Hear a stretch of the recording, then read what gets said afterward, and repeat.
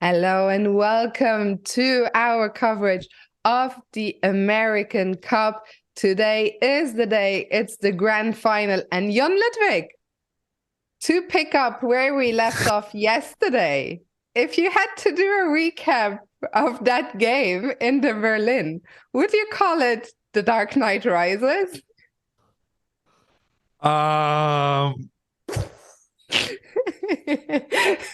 I got cut off there a little bit, didn't I, yesterday? I'm sorry about that. I lost my internet connection, and to this moment, I'm still quite pissed off at my internet service provider. But that is in the past, and now I am happy to say we can focus on the future. Hikaru going up against Wesley So yet again. This was Hikaru's opponent in the winner bracket final. So these are the two players who have been playing the best chess in this tournament. However, Hikaru has a massive advantage because in this double elimination tournament, he is yet to lose.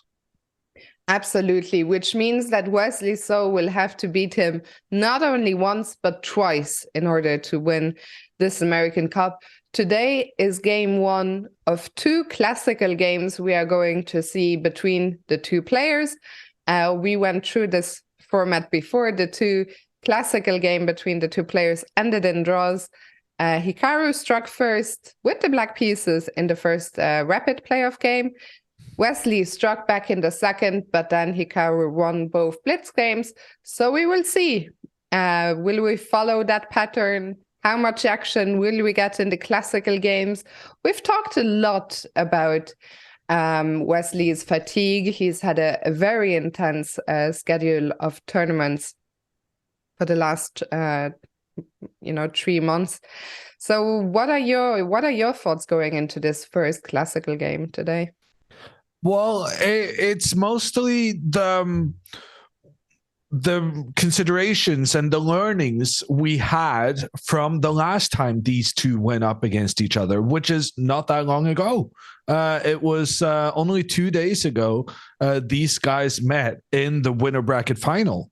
And that match was so even in the classical. Like, neither player was really able not only to win with the white pieces, they weren't even able to put pressure on the opponent. They didn't manage to create a dangerous situation.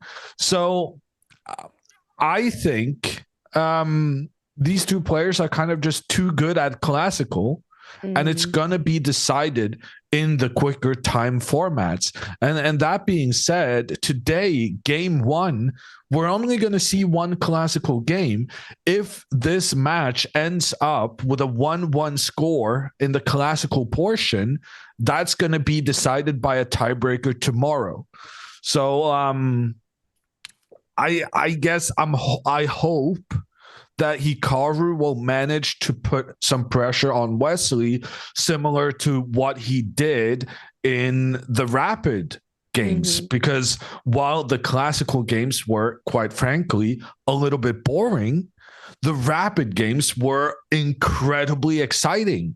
And it feels to me like there's room for excitement here, because it was so thrilling in the rapid stage.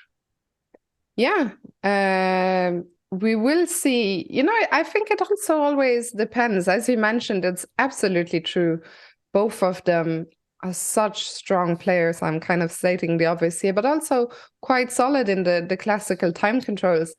My guess is that Hikaru would be quite happy to take it into a playoff. In that sense, it's maybe a bit unlucky he's starting with white.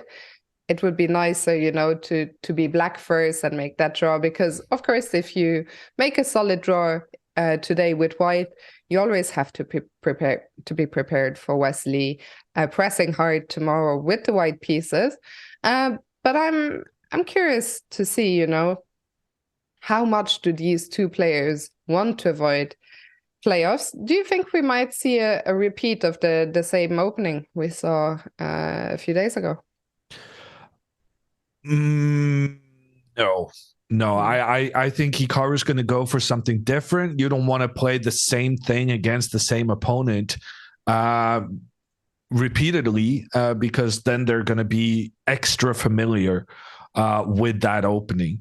For Hikaru with the white pieces now, it's all about catching the surprise moment and getting your opponent into a territory that they have not anticipated, and therefore where they will feel a bit more nervous maybe about the continuation and be less familiar with the position. That being said, in the tie breaks last time, what happened was that Hikaru started with the black pieces, went for the Sicilian defense, considered very, very aggressive, managing to win with the black pieces twice in the playoff, and then basically just trying to make a draw with the white pieces.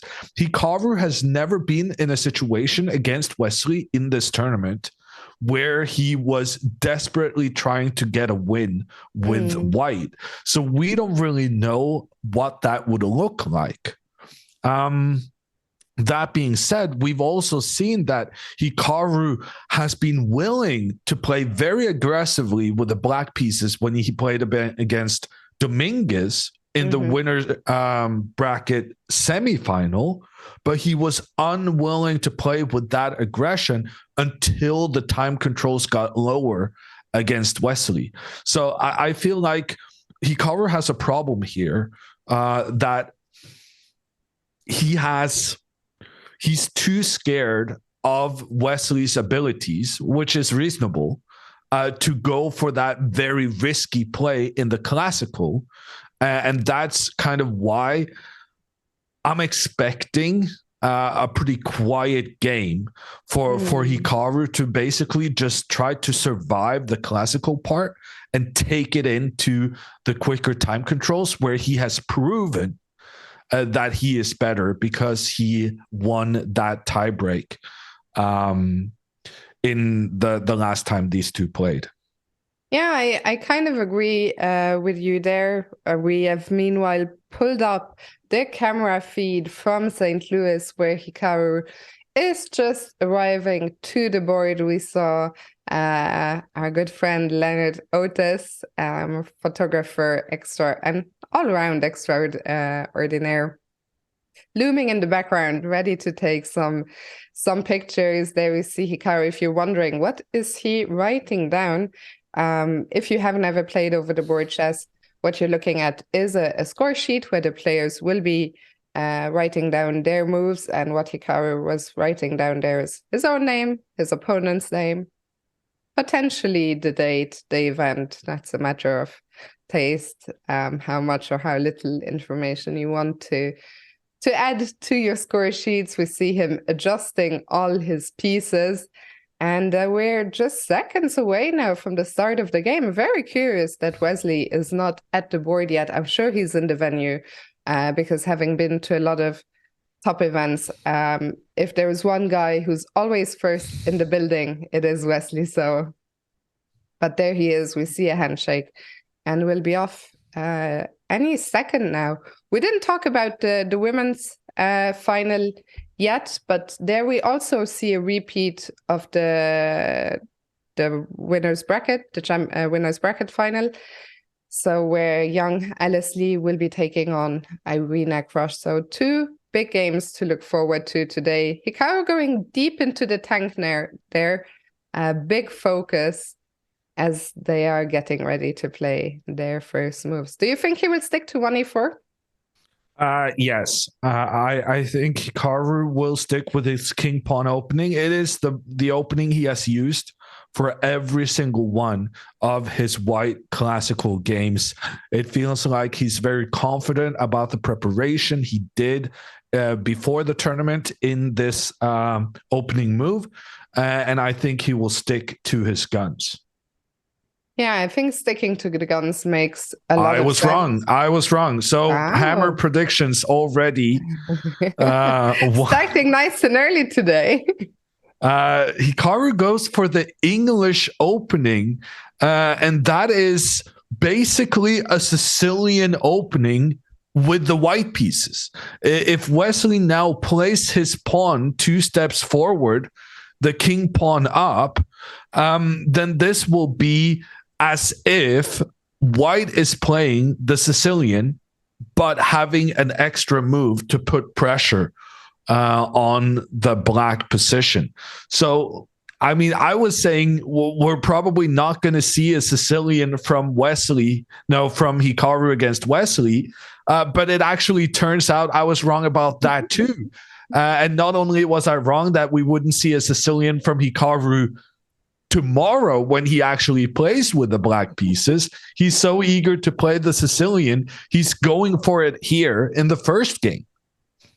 Yeah, I mean, this might be shaping up a lot more exciting than we thought it would, with Hikaru coming out all guns blazing. Jan Ludwig, for me, visualizing openings with colors reverse is something that I always struggled with. So can you maybe explain to our viewers in the chat what exactly you mean by playing a Sicilian with colors? I think it's going to have to wait until we kind of see the players calming down with the moves they're making. For now, after this c4, e5, all the knights have gotten into play. So the white knight gets in, the black knight, the white knight attacking the pawn on e5, and the black knight as well. Here, Hikaru goes for a line that has become way more popular in the last couple of years, but which looks kind of weird. Pawn to e4, played by Hikaru. And the idea of this pawn move is simply to take control in the center of the board. But it means that none of the white pawns are anymore able to take control over the d4 square, which is a potential problem. Wesley, he moves his bishop into the game, putting pressure on the knight, and this knight needs to defend the pawn in the center. So Hikaru says, okay, I'll have another piece protect the pawn in the center. Wesley then, pawn 1 step forward, does the same thing pretty much, having the pawns protect each other. And then a3 from Hikaru, challenging the black bishop, basically saying that I'm completely okay if you capture my knight with your bishop, even though that would give me doubled pawns. This would at the same time give me tremendous control in the center of the board. Yeah, so Wesley pausing here for the first time. Apparently, this opening choice by Hikaru did not catch him off guard that much, which once again goes to show you how well prepared Wesley is across the board. He did make a move.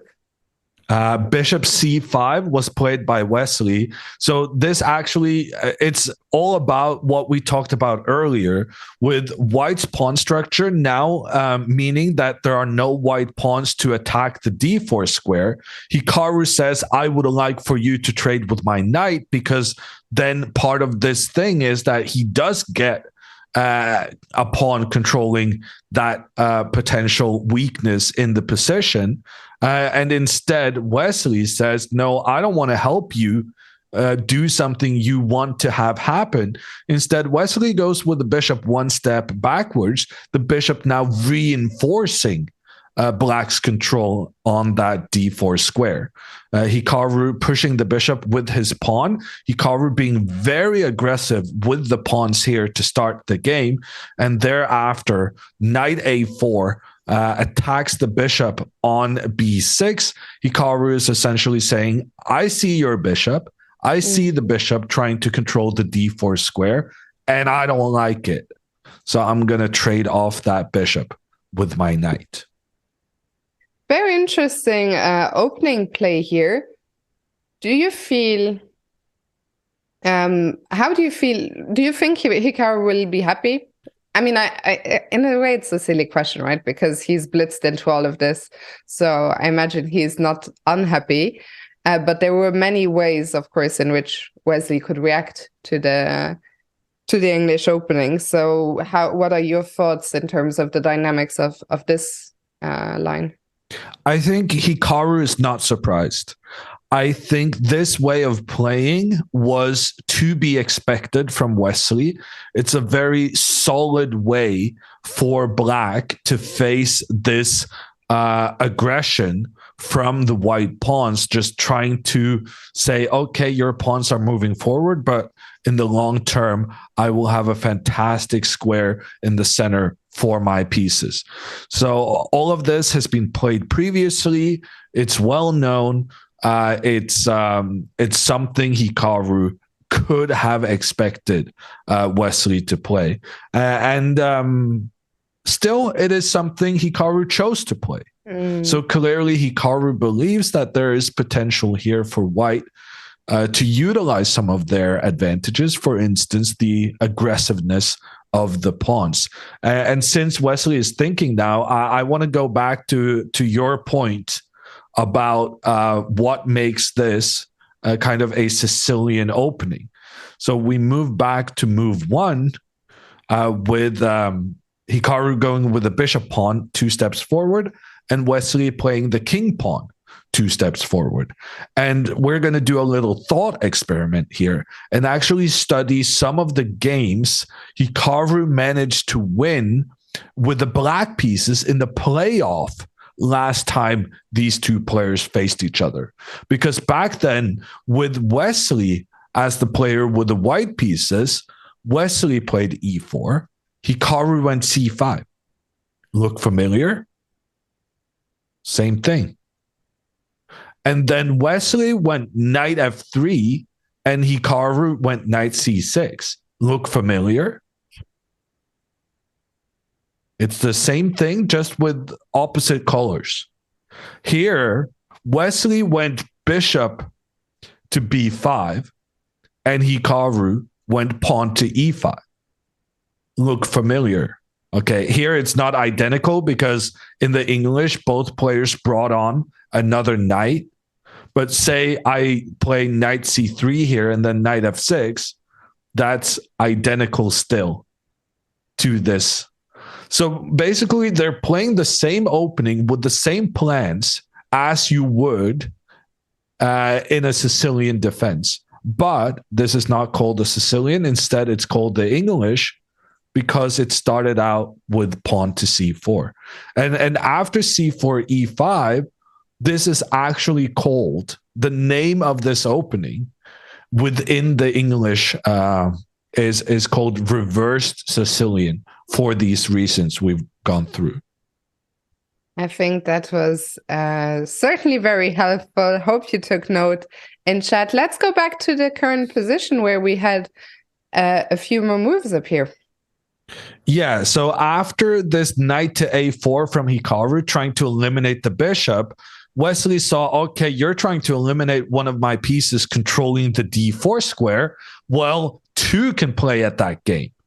So Wesley goes bishop g4, saying, okay, you may take out one of my d4 pieces, but look at your knight trying to control that square. I'm going to take that guy out.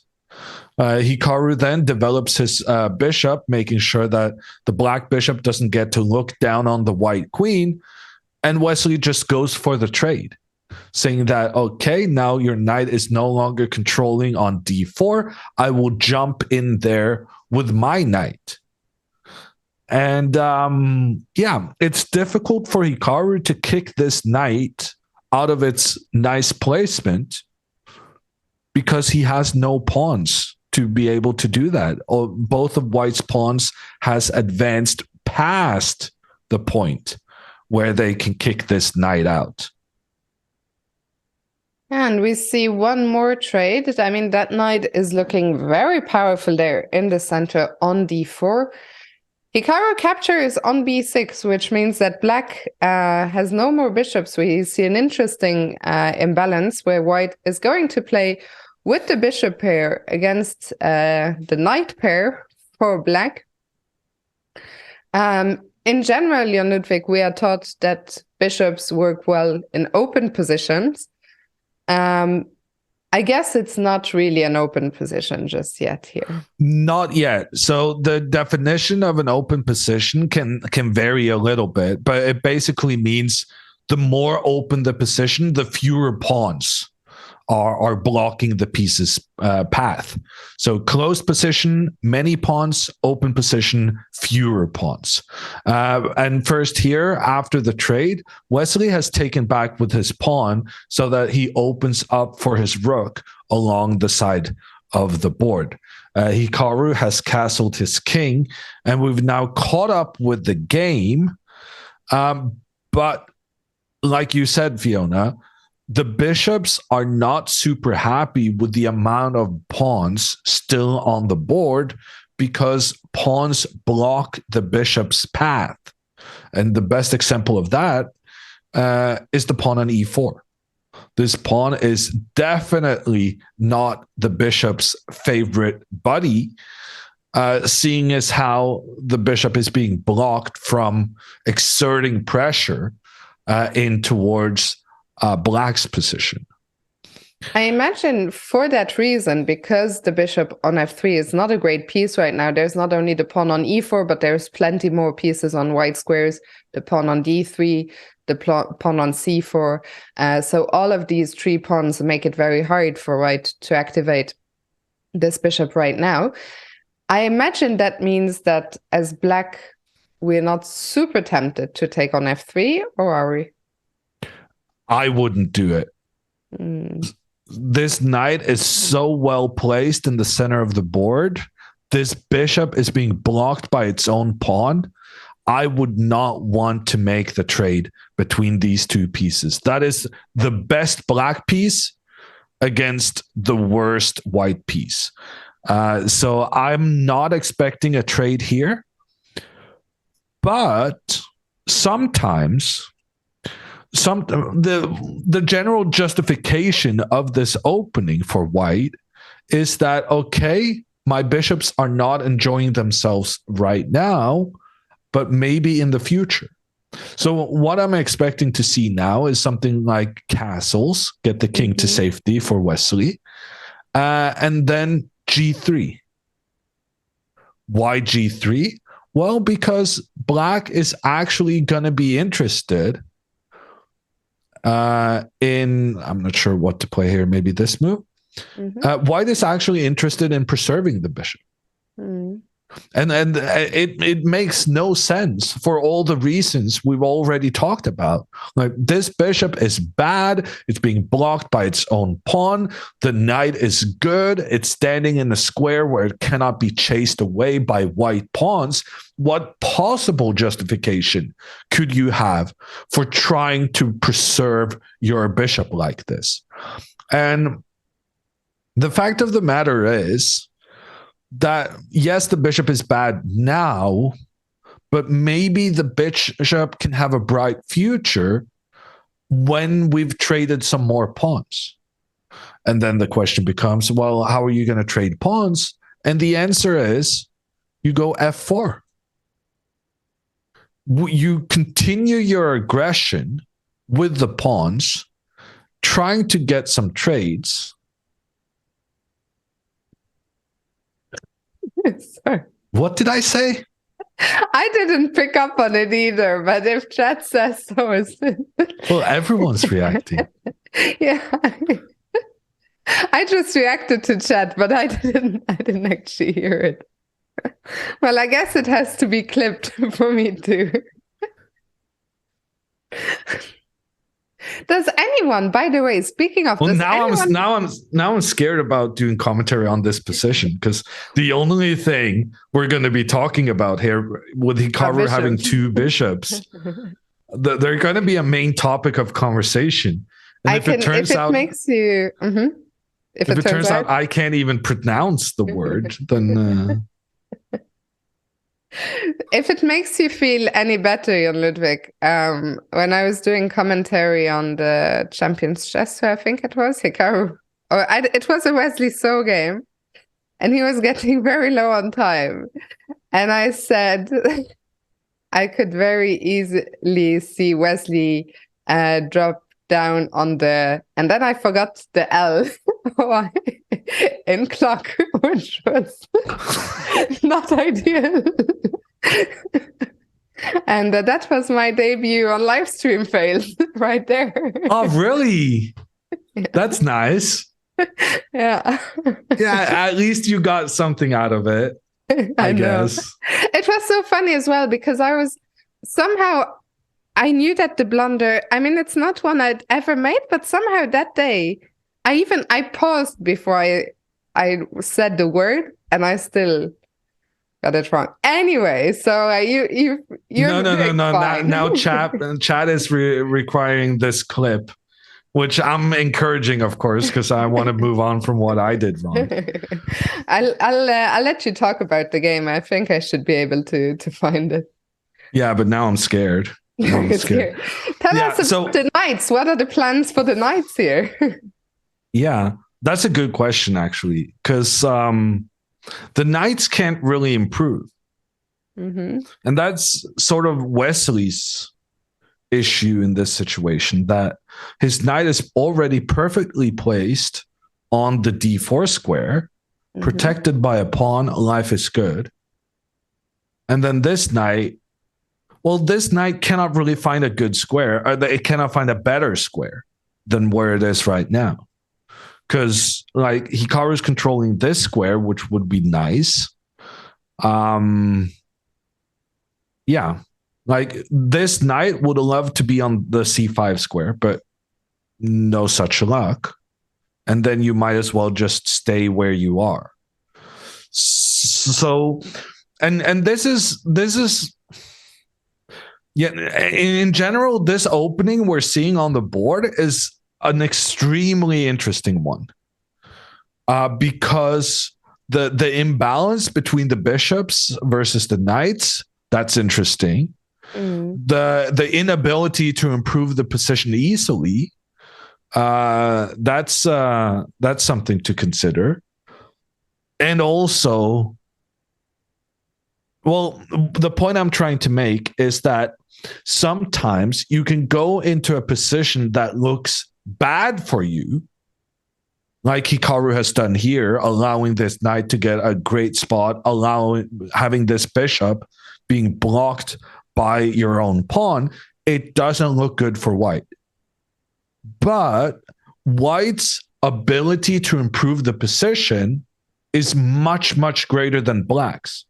Black has already kind of maximized the potential of where you can put the pieces and the threats you can make on the opponent, whereas white is just, everything is wrong with white, but there is an ability to improve it. If we just started going back and forth with the black king, we will see that white, if you manage to kind of get all your pieces in better positionings, you can very easily just win the game through that sheer aggression. Yeah. Getting your rooks into better spots, and start pushing your pawns towards the black king.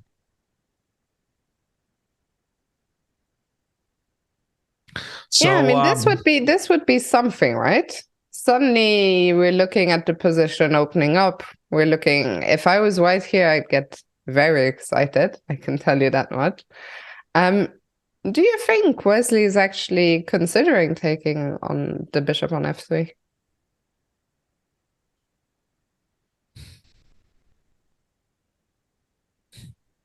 No. It feels wrong. It does feel wrong, right? Can we... One of the things... No, I mean, it's the best piece against the worst piece. Yeah, there's potential for white to improve the position, but for the foreseeable future, that bishop is going to be pretty bad. No. You can't trade that guy. Surely not. Especially not after... Although it's the other night, I was going to say... Classic Hammer Jinx is already being announced in the chat. Yeah, I mean, if Wesley takes on f3, I Yeah, don't. but Mhm. then I would feel pretty good about Hikaru's position, right? So it's a win-win. Yeah. Either you're right or we get a nice position. There's a question in the chat from Popwall. Fiona, it seems like the players don't really chat beforehand. Is that normal? I think in this case here, there was just very little time left before the game started.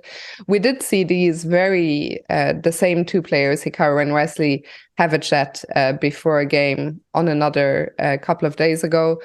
In my experience, from working in these elite tournaments, it really is a personal choice. I mean, it depends how friendly are you with your opponent. It's also some players might be happy to have a little chit chat before the games. Others, just want to be in their bubble. They want to focus. They don't want to talk. So sometimes you see some players having a little chat, but I feel like more you more see silence, especially before classical games. I think before rapid games, before blitz games, the mood is a bit lighter. Usually there's not quite as much at stake. Of course, in this tournament there is, but in general, in faster time controls, the players are a bit more relaxed. Hope that Let me answers ask your you this question. question, Fiona. Slightly related to what you were just talking about. Would you prefer playing against your mortal enemy or against kind of your good friend? It's a really tough question. Probably a good friend. Playing against someone I really dislike, I understand that you would really want to beat them, but I feel the fear of losing might trump my desire to win. Thankfully, I don't actually, and this is the truth. I mean, first of all, I don't play that much any longer these days, but I genuinely don't have a mortal enemy, so That's what I thought was going to be your answer, but then you actually kind of responded before you got to that point. Yeah, no, personally, I have many mortal enemies, and I gotta say, I agree with all your reasoning. I play better against my friends than I do against the guys I kind of very much dislike, and those people I normally would think, oh, I would be extra focused trying to beat this guy because he doesn't deserve, anything in life. But no, I actually I do better against my friends. To be fair, I mean, I say that. I think from an emotional point of view, I would prefer it. But when I was growing up, my best friend, he was roughly the same level as me, and we played each other many times, and I had an absolutely terrible score against him. So yeah, in general, I actually much prefer people playing people that I don't know. Okay, so then a follow-up question. Are you more likely to dislike other chess players based on their personality or their repeated battering of you on the chessboard? Personality, for sure. Okay. Yeah. Okay. I mean, just checking. The other day, I was, I mentioned this game I lost the other day, and I'm sure she's a lovely girl because we had briefly chatted, on previous occasions, but it was the first time that I was playing her, and she kept staring at me. Like really, like so often I would just, be looking at the board, minding my own business, and I'd kind of look up, and there it was, just this stare of death. And that's one thing. It's not that it even annoys me. I just like, okay, afterwards, when you lose a painful game, you're like, what was the fucking staring about? But even in the moment, I'm like, what is that? Like, what is that about? Like, what do you want from me? Like, what is your problem? And I'm more like, and actually, I talked about this with a friend, and he gave me a great tip. Yes, you can stare back, which, like, I did it a couple of times, but a friend gave me a great tip for the next time that someone stares at you. Just kind of go like, like confused, like give them the shoulders up, like, what do you want? And I was like, I'll use that one. I think that would work wonderfully.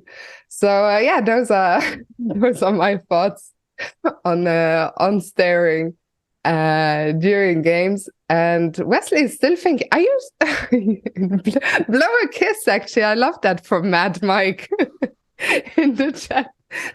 Much better than your. No, but not, but like kind of, like kind of, what do you want? Like, maybe I didn't do it well. I thought the universal international "what do you want" is like. No, I don't know. Okay, I as you could tell, I'm not used to those. Yeah, sorry. Yeah. Is there anything when you play? I regret doing that now. We'll move up past swiftly. Is there anything when you're playing over the board that your opponents can really trigger you with? Well, let's just say I did play. Well, these days I don't play that much over the board anymore, I must admit. But I have been bad mouthing a player on my stream who offered me a draw 3 times in the Champions Chess Tour qualifier. 3 times, pretty much consecutively, and in all of those games, on all of those moves, I was up on the clock, I was winning on the board, and I'm like, "What are you doing? Like, no, I don't want to draw. I'm winning. Why would you even do this thing?" And so now that guy is my biggest mortal enemy. And of course, there's a long list, but yeah, he's number one. The new number one. Yeah. Stormed right to the top of the list. No, people offering a draw repeatedly, that's just, you don't do that. Like, that's no, it's not okay. And I actually had another guy do this to me as well. When I played a tournament in Hungary 17 years ago. I'm not saying I hold a grudge. I'm just saying if you do this thing, it sticks in your memory. The guy offered me a draw 3 times in a row. And the general kind of rule is that if you offer a draw and your opponent decline, you don't get to offer a draw again. Then it's kind of your opponent's turn. And the guy offers me a draw 3 times in a row. I was the higher rated player. I had a winning position and I had more time on the clock. And I end up losing the game. And then, like you said. No wonder you remember it. When you lose the game, it's just like it sticks in your mind. I lost to the guy who was just the biggest jerk and repeatedly offering draws. Like, yeah. That guy later become a grandmaster. And if I ever face him in a tournament, he is going down. And if I'm losing, I'm gonna offer him a draw repeatedly. But I don't. How old were you at the time? You were both kids, I imagine, yeah? I was like 15 and he was 13, something like that. Maybe 14 and he was 13, something thereabouts. So Wesley played Queen D7, which seems like a reasonable move. Because I'm honestly not sure what Black's plan is here, which we kind of touched upon earlier. I like the move B5 in general. Pawn, and Black has doubled pawns over here, not normally great. And in general, you would like to trade off some of those pawns and maybe increase your influence towards the middle. So B5 is basically the only plan I like for Black. In response to this Queen D7, which the idea may be to take control of that b5 square and help the pawn move forward. Hikaru's gone bishop b2. And now, is Hikaru planning to take the knight? Is he planning to not take the knight? I don't really know. But it seems like Wesley was concerned about this guy being captured, because Wesley actually took one of his best pieces and traded for one of Hikaru's worst pieces. Yeah, so he did what we thought he wouldn't do. On the other hand, he couldn't maintain his knight on d4 any longer. So I guess Wesley decided, I'd rather capture on f3 than let you capture me on d4. Which I don't really understand. Because if Wesley here castles immediately, if Hikaru captures in the center, then Hikaru then is still left with that bishop being blocked by his own pawns. But then Wesley would get 2 pairs of double pawns. So maybe Wesley was like, yes, I'd rather have your dark squared bishop than your light squared bishop, but it's more important for me to avoid all of these doubled pawns. Are you not worried that now that you don't have a pawn on e5 any longer here, that this whole plan of dropping the bishop back maybe to g2 again, like this whole plan will be more powerful? Yeah, maybe. And I guess that's what Wesley thought. So Wesley didn't want to go into this. Was it because of these doubled pawns? Was it because white now gets 4 versus 3 on the right side of the board? There could be many reasons. But it's still weird to me, giving up this nicely placed knight for a bishop that was being blocked by own pawns. But the trade has happened, and after castles, Hikaru goes queen e2. And now Hikaru is ready to go f4. I'm liking what Hikaru is doing here. Yeah, after say rook e8, putting your rook on the same file as your opponent has their queen, a pretty standard plan. Just f4. Very aggressive with the pawns. And if black makes the mistake of capturing this pawn, then white's bishop gets into the game, takes out the black knight, and ruins the protection in front of the black king. Yeah, and this one, although after the rook recaptures on f4, the material would be even. As you can see from the evaluation bar, this one is as good as lost for black, because the other rook is, well, maybe not immediately, actually, having said that, a3 is saying, but the weaknesses on the king's side are going too much of a problem for black in the long term here.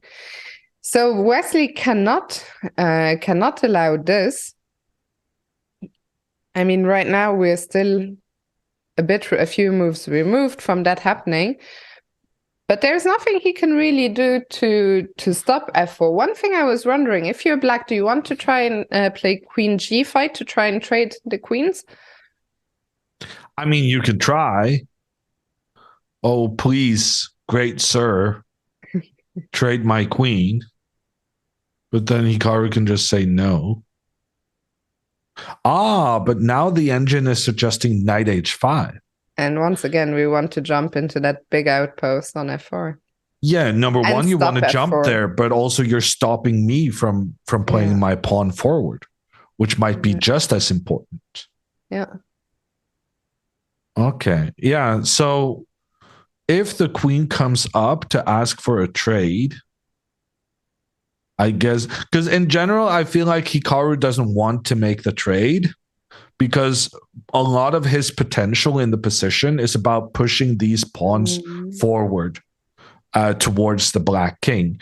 And that plan loses a lot of its power if the queens are off the board, because then there's no checkmating attack. You normally need the queen for that purpose. So maybe then f3 to just kick the queen back. Like, where are you going to go? I mean, initially I wanted to go to g6, but then f4 and suddenly Yeah. f5 is coming with a tempo as well.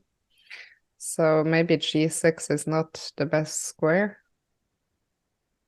I just feel like Well, yeah, yes, your f3. your intention can be good about trying to trade the queens, but it's too easy for Hikaru to avoid your plan, Yeah. which kind of leaves your queen just running around like a headless chicken. Yeah, that's fair enough. So, but at the same time, we kind of talked about this. Like, the struggle for black in this position is that you've optimized the positioning of most of your pieces. So it's very difficult to find a plan moving forward because you're like, oh, where should I move this knight? Well, it's actually kind of okay where it is. Where am I going to move this queen? Well, this queen right now is pointing in both directions in the center of the board. It's doing okay. This rook on the open file, yeah, that's good. The only thing is this rook. So that's why I suggested rook e8. But the problem with rook e8 is, yeah, it's a nice move, but it doesn't do anything to prevent white's intentions. I mean, it's really not an easy position to play for Wesley. I think you could look at this at first sight and think, oh, yeah, roughly even. I think that's what I would do, you know, if I was just passing by and taking a quick glance at the position, I'd feel, yeah, Wesley's doing fine here with black. But I think the deeper you go, you realize, hold on, there could be some very real problems here for black. And what also doesn't help Wesley's plight is that Hikaru, look at the time on his clock, he's up almost 4 minutes compared to where he started. So I think we can safely assume that Hikaru has looked at this position, and I think we might have been wrong about our prediction for today.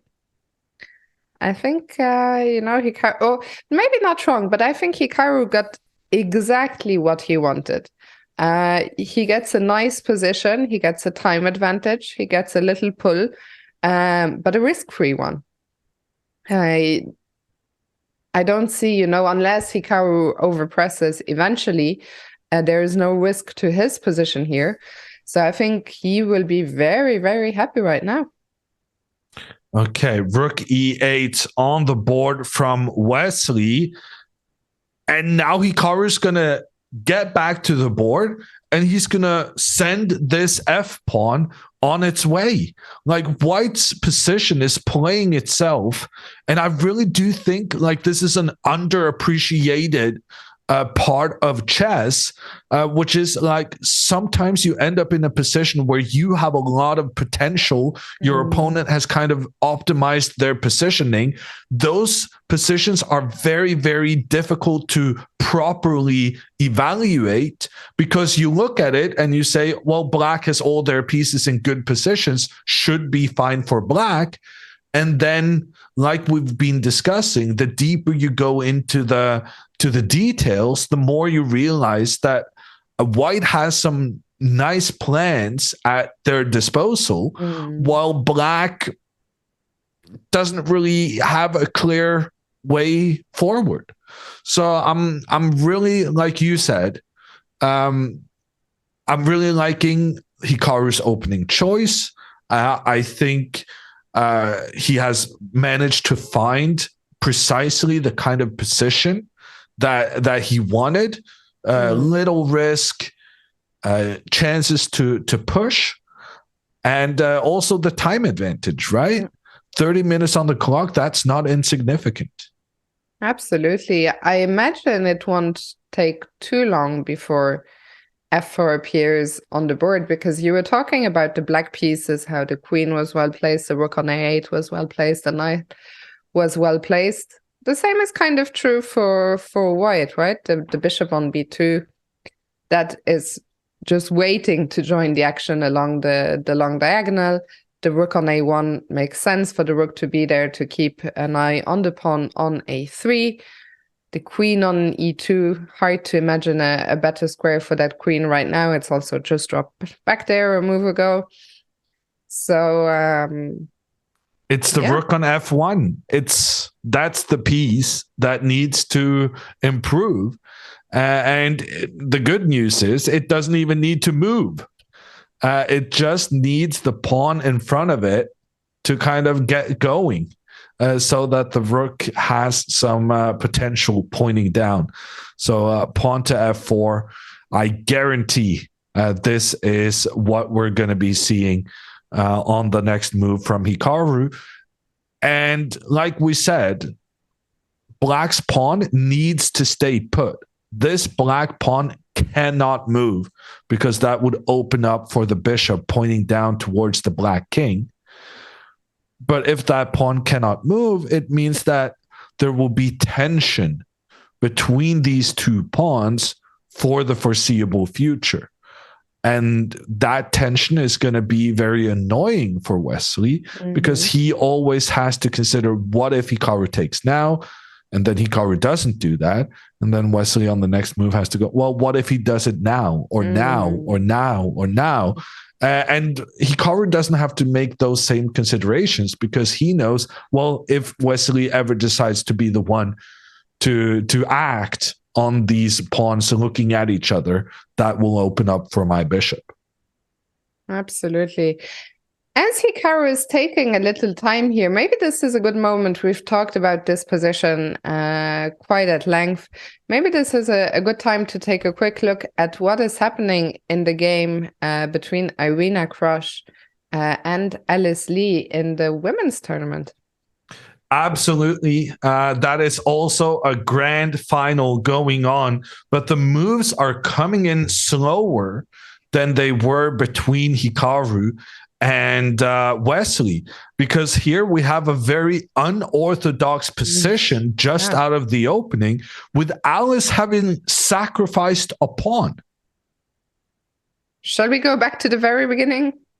Definitely. Pawn to c4 played by Irina, the same move that Hikaru played against Wesley.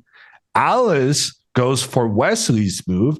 Irina goes for Hikaru's move. Alice goes for Wesley's move. Irina follows Hikaru's lead. So far, this is the very same position we had between Hikaru and Wesley in the opening. And that game continued with Wesley defending the pawn in the center that was being threatened. But Alice, she's more aggressive. She sees this pawn being threatened, but she says, you threaten me, I threaten you. And points the pawn back at the knight. Now, this is a very risky move, because this pawn is poorly supported. It only has support from the knight. So after knight g5, two white knights are looking at this pawn. And if black tries to bring in reinforcements, well, then white can just increase the pressure. So what Alice does is that she says goodbye to the pawn. She plays c6. I imagine this is a theoretical pawn sacrifice. I mean, I've seen it before, but I think it has a poor reputation. Let me see. Because now white gets to win a pawn, but not any pawn, a central pawn. And the pawns in the center are more important because they give you central control. And one of the main goals of the opening is to control the center. And it's difficult to do when you give away one of the most important pieces to do that job. Has been played by some big names: Levon Aronian, Jordan Van Foray, Sam Sevian, Keimer. Some crazy names. You don't see this being played by, Wesley So, Taimur Rajabov, these kinds of players, right? You have to go to your Aronians, your Dubovs. Niels and Grandelius kind of also in there. Shout out to Niels. So yeah, this is a very ambitious pawn sacrifice, which, as far as I'm concerned, does not have the greatest reputation. Alice's justification for giving up that pawn is that she then pushes her pawn forward in the center, attacks the knight, attacks the pawn. A trade is made. The knight is attacked yet again. If the knight steps back, the pawn continues pushing forward.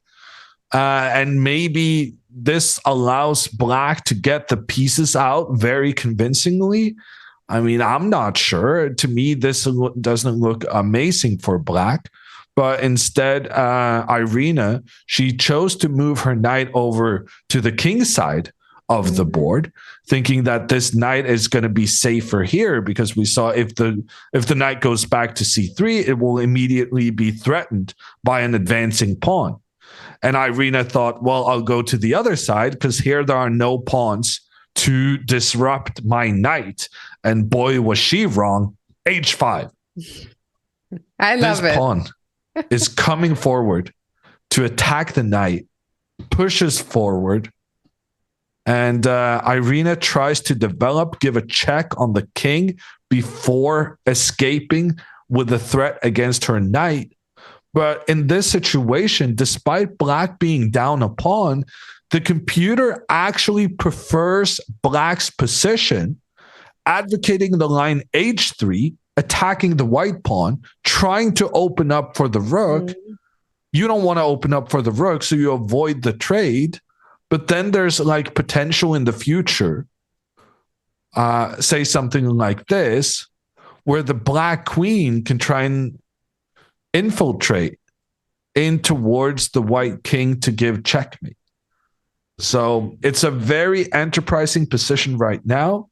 Alice Lee has sacrificed a pawn, and it's very, very difficult to say how this is going to progress. For all theory lovers out there, up until 92, we were still following a game, Daniel Darda against Jordan Van Voorhis, also a game, Ilya Nizhnik against Sam Sevian.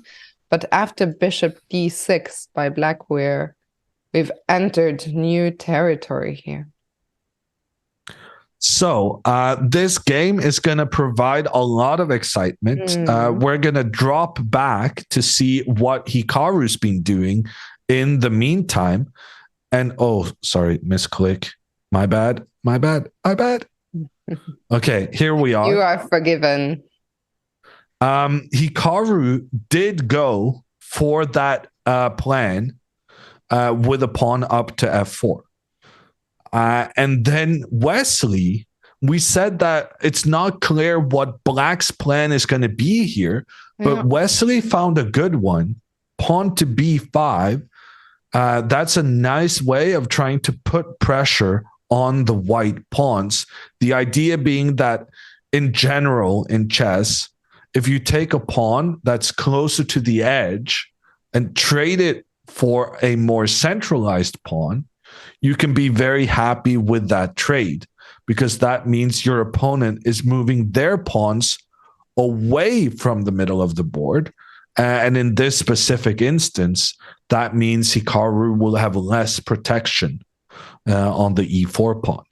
Yeah, of course. Also, don't forget that the knight from f6 and the rook from e8 are both looking down at that pawn, which can now no longer be protected by another white pawn. So yeah, this one would not be so clear. Black would get some play of his own here. So b5, very interesting. Clearly, Wesley had calculated this all when he spent a bit of time, on rook e8. He knew that f4 was coming. There was a question in the chat. Can we get away with f5, or would that block our own bishop in too much? Good question. So in general, I really like this f5 move. It is a move we would love to play if the circumstances are right. Yes, it does block our own bishop, because now we have less pressure on the black pawn, kind of making our bishop bad. But at the same time, we're kind of blocking also the black rook. because now we're making sure that the pawn cannot trade so that the rook doesn't get involved. And if black is not careful here, like if black thinks, oh, nothing weird is going on, then we go and we push and we win. This pawn push on the king side is potential. Well, I made it worse by not giving the knight an escape. But in general, this pawn push, the onslaught is just it's too much to handle. Yeah. So playing the pawn to f5 is very good if white is able to continue pushing with the rest of the pawns afterwards. And it's difficult for me to tell whether we will be able to do that. Like the engine recommends here for black c5. I mean, I don't really understand this, but sure. G4, H6 being recommended, but then H4. Like we're about to do something over here.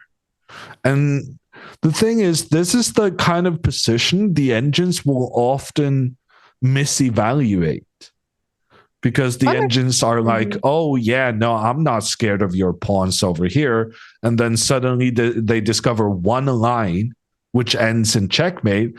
And this is like a classical chess engine thing that they will say, oh, no, this is fine. This is fine. This is fine. Checkmate in 10 moves. Like when they realize the problem, it's like they cannot go like, oh, yeah, now you should try to defend and be a bit careful. It's like they think you're winning. And then boom. Oh, no, turns out there was an unstoppable checkmate. This attack was better than I anticipated. Yeah, it's interesting. I'm also surprised that the engine gives black such a big edge here. It certainly, to my human eye, feels like there could be a lot of trouble looming for black. But it once again, it tells us something about how much calculation these players have to do here. And of course, they can't calculate everything. So in some of these lines, they also have to rely a little bit on their gut feeling. If you're Wesley, okay, you will try to calculate as much as you can. One nice thing is that here after h6, the knight will never be trapped. After g5, yeah, let's say, okay, I guess we have to do something on the queen side if we played the c5 move, and if the engine says we are doing well. Well, let me just help you out by saying black does nothing. To illustrate kind of the dangers of this attack. Because once the pawn pushes forward, knocks the knight out of position, the knight isn't getting trapped, but it's still very, very scary being forced to the edge of the board and having these white pawns just gradually creep up on the black king. So to summarize, f5 is a kind of all or nothing move. Either it's going to be really, really good, or it's going to be really, really bad, because it goes all out for an attack on the king, and it kind of commits you into pushing the pawns in front of your king forward, which will leave your king vulnerable. But it has the potential of checkmating the opponent's king. And that is precisely the kind of position Hikaru doesn't really want in a match format. Yeah, we were talking about how he has no risk, but once you start pushing the pawns in front of your king, by definition, an element of risk enters the game. Yeah, so I think the f5 move is a very interesting one. I think at the level of most of chat, no offense, then this would be fantastic. I think some might be taken. Well, who cares? But the thing is, after f5, white's plan moving forward is so easy. One of the great things about this move is that once you make this decision, okay, I'm just going all in. I'm throwing the sink at him, and then something's going to happen. It might be good, it might be bad, but I have a very clear plan of attack. Like in Blitz, for instance, this would probably be a pretty cool move to make, because then your next 4 or 5 moves plays itself. You don't need to think about it.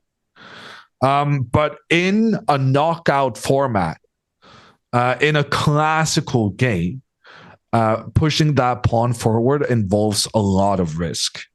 And Hikaru also taking his time on this decision naturally. He decides that the risk is not worth it at this point. And that's another point to be something to think about, is that Hikaru will have this option later on also. Like he's not committing himself to not playing this move. He's just deciding not to do it right now. And he plays the move c5, which I really like. This is a move that means black doesn't get to trade off their doubled pawns. They don't get to capture in towards the center. They don't get to kind of lure the white central pawn away from important duties in the middle. And it provokes kind of some pressure on these black pawns. Without these black pawns, black would just be dead lost, because then this bishop would be pointing down on the black king without, the blockade. The pawn on e5 right now is the most important part of black's position, because without that pawn, Hikaru's bishop would just completely dominate the board. And that pawn is supported by this pawn on d6. And that's the pawn Hikaru is targeting with his latest move. Yeah, that means that black cannot react with the d pawn. Black should never capture on c5, should never push d5, because bad things are going to happen if the e5 pawn loses its support. It also means that if we go back a move, you can't touch the c pawn either, because if white captures on d6, you want to be able to recapture with the pawn to keep that support, which leads me to my point. I was just thinking, if I'm black here, what do I do? Once again, it's not so easy to come up with a move. Earlier, rook e8 made sense because it was sort of the final piece that wasn't really doing anything. But now all the pieces seem to be on their ideal squares. So where do we go from here? And I don't know. And I'm very intrigued by the fact that the recommendation from the engine on Wesley's behalf is rook e6. But rook e6 looks like a terrible move.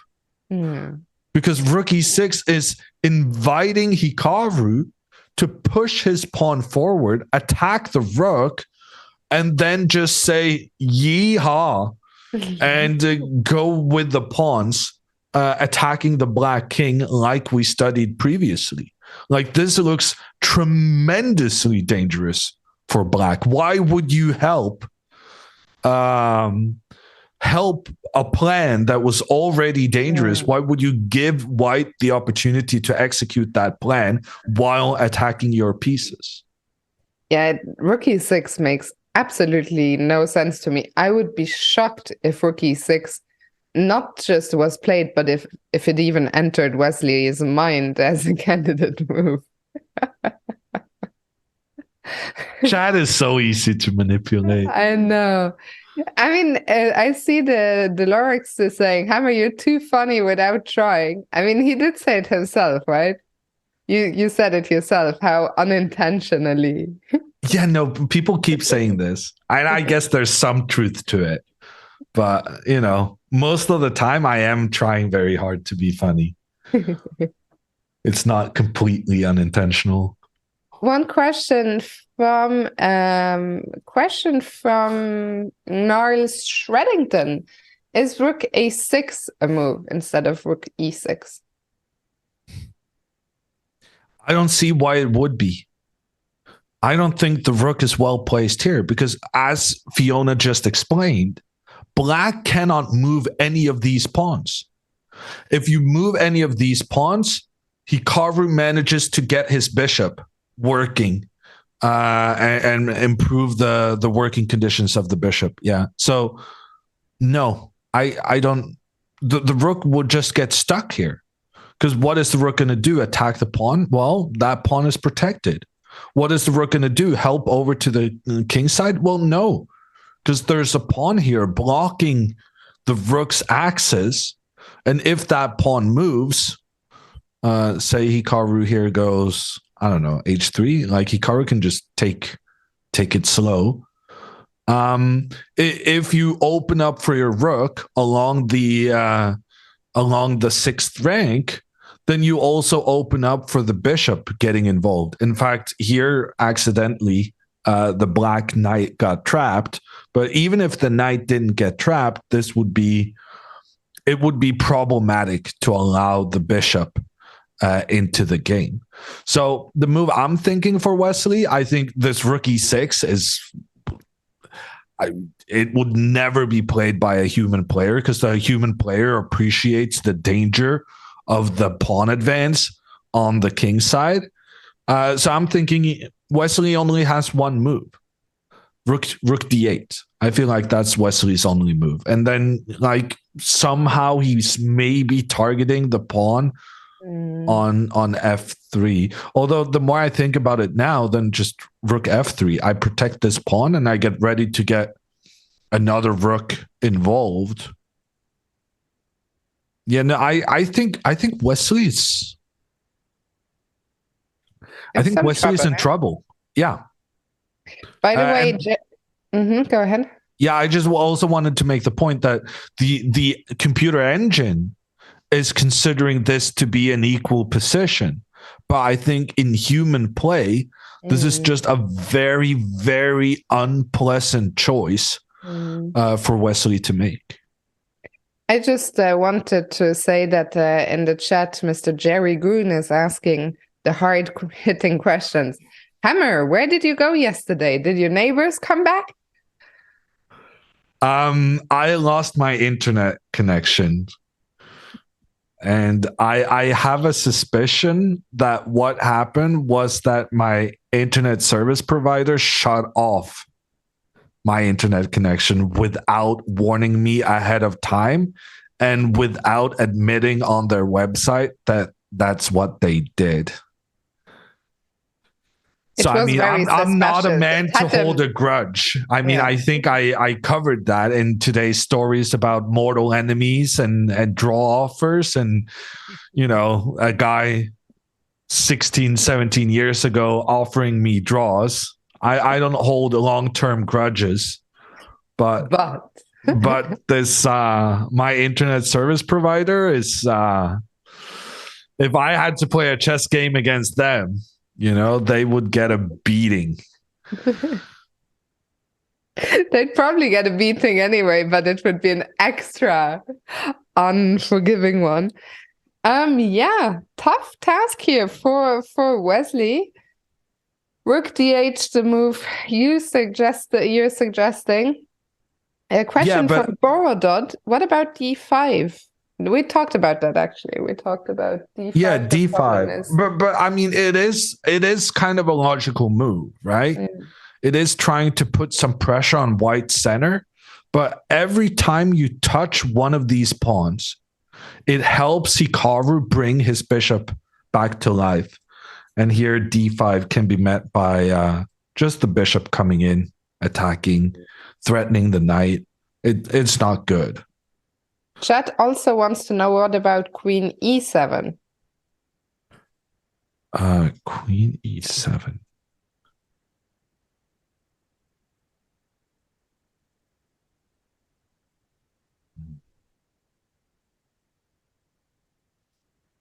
Yeah, okay. Actually, yeah, maybe this is what Wesley is going to do. Because basically, Wesley has to do a pretty non-committal move with preferably having some kind of idea. And what this Queen E7 move does is that it allows Wesley to take on F4 on the next move. So right now, Wesley cannot capture this white pawn because it would open up for the white bishop and completely destroy the protection in front of the black king. But Queen E7 is very clever because it offers additional protection to the knight so that capturing this pawn is again viable. And now if Hikaru wants to, close the position and go for this assault on the king side with F5, well, then the queen is actually perfectly placed to attack the white pawn. And actually pretty much win a pawn and maybe the game with that instant capture. So yeah, Queen E7 is an excellent move.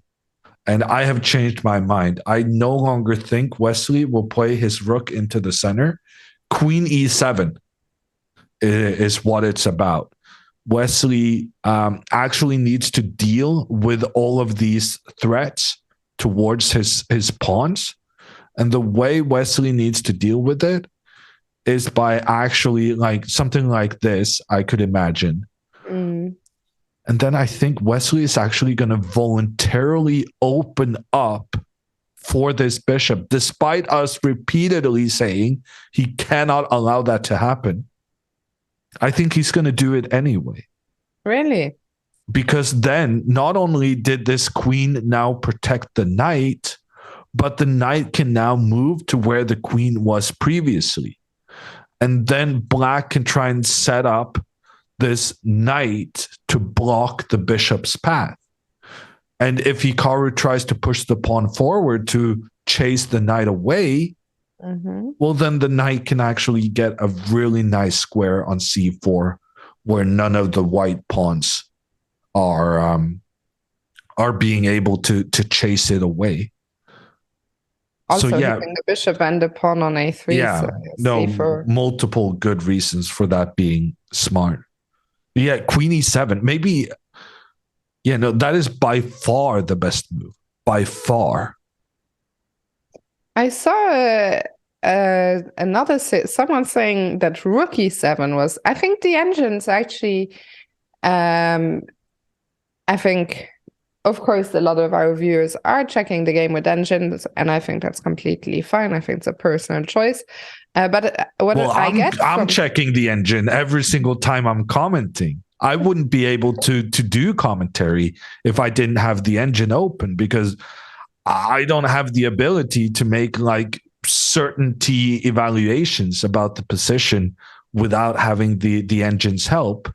But at the same time, I'm also very cognizant of which engine lines I'm highlighting, because I'm trying to combine the best from engine thought and the best from human thought. Yeah, but what I was getting at is that I think engines are quite undecided, because Queen E7, obviously an engine move, which interestingly doesn't even make our top 3 of our engine lines, which tells you that maybe the depth is not very deep. But someone else said Rook E7 being the top engine move. This one I'm not so sure I even understand. Yeah, me neither.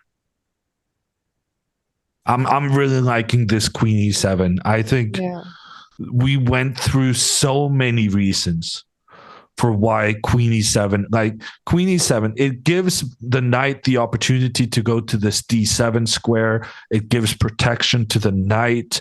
It puts pressure on C5. It gives the opportunity to potentially deal with the long-standing tension between the pawns and the center. Like, I'm liking everything about this Queen E7. What I'm not liking for Wesley, what I am liking a lot for Hikaru is how long Wesley is spending here. Is now under 50 minutes. That's a half an hour difference on the clock. And yeah, I like Queen E7 as well, but it's the kind of position where just a small inaccuracy for black is enough to... I mean, white already has a tiny plus, but every further inaccuracy will give white more and more to work with. So yeah, I'm very much hoping not to see Queen E7. I hope that we can get some attack going at some point. Well, in that case, we're definitely cheering for Rook E6, right? Yeah, which is never going to be played, surely. I mean, I find it very unlikely, but you never know. Rook E6, pawn forward, attack the rook. The rook has to go back, pawn G4. We studied this briefly. Oh, he did make a move, I think. And this would be a great attacking opportunity. What did he do? He played Queen E6. Queen E6, a move we didn't talk about. Apparently, Queen E6 was a Yesser's suggestion on the official feed. Someone said in the chat. I'm not sure why we're not getting the move, but I do think it is on the board. I think it's very, very much related to the Queen E7 idea. It does a lot of the same things. It offers extra protection to the knight. It enables a pawn takes pawn in the future. And it gives the knight the opportunity to use the D7 square. Mm-hmm. So I think Queen E7 and Queen E6 probably pretty much the same thing. What's the difference now if we go F5? Because that's a big question. If the queen goes back to D7, then it's the same as if we had played Rook E6 and Rook E8, right? Yeah. So after F5, can the queen now go to E7? And is black happy that they, gave us a tempo, but that we played F5 with that tempo? I don't know. Can the queen potentially come into B3? But I'm not sure what we're really doing there. Yeah, I think in general it's very dangerous to move the queen away from the king, given that white just committed themselves to going for an all-out attack. Yeah. So I would definitely want to keep the queen close to the king. And one of the advantages of kind of provoking white into pushing the pawn forward is that now you know what to look out for. And say Hikaru makes a trade between the pawns and then goes G4, the queen is actually better placed on E7 than it was on D7 because the queen now can try to help control the G5 square, making it more difficult for white to advance their pawns. So now say H6, taking control of the G5 square. If H4, then now knight steps back. The knight, the pawn, and very importantly, the queen controls the G5 square and makes it difficult for white to progress their attack. Yeah, and once again, suddenly we're not looking at a risk-free position any longer as the white king is suddenly kind of out in the open. So, yeah, Queen E6. I think it's kind of clever by Wesley to try and provoke F5. Yeah, and F5 is, we talked about this earlier, it's precisely the kind of move Hikaru doesn't want in a match situation. Because when you start out with the white pieces in game one, you would like to win. A draw is not great, but a loss with the white pieces in the first one that's just a complete catastrophe. Because then you are in a must-win situation with the black pieces afterwards. So Hikaru doesn't want to go f5 considering the format. He doesn't want to get one of those do or die positions with extreme risk because, well, if Wesley ends up losing, that's bad, but he can strike back with the white pieces. Yeah. If Hikaru ends up losing, then the match is basically over because winning on demand with the black pieces at this level is close to impossible. Yeah. Yeah, no, completely agreed with that. So if not f5, let's have a look at some of Hikaru's candidate moves here. Yeah. So I think one of the main points of moving this queen is being able to capture the pawn next move. And so if Hikaru doesn't push this pawn forward, I do think Wesley is going to want to capture that. Well, we can't really stop him anyway, right? No, the only way we can stop him is pushing the pawn forward. So I think that's the main consideration for Hikaru right now. Do you want to allow this trade, or do you want to take extreme risks in starting an attack on the black king?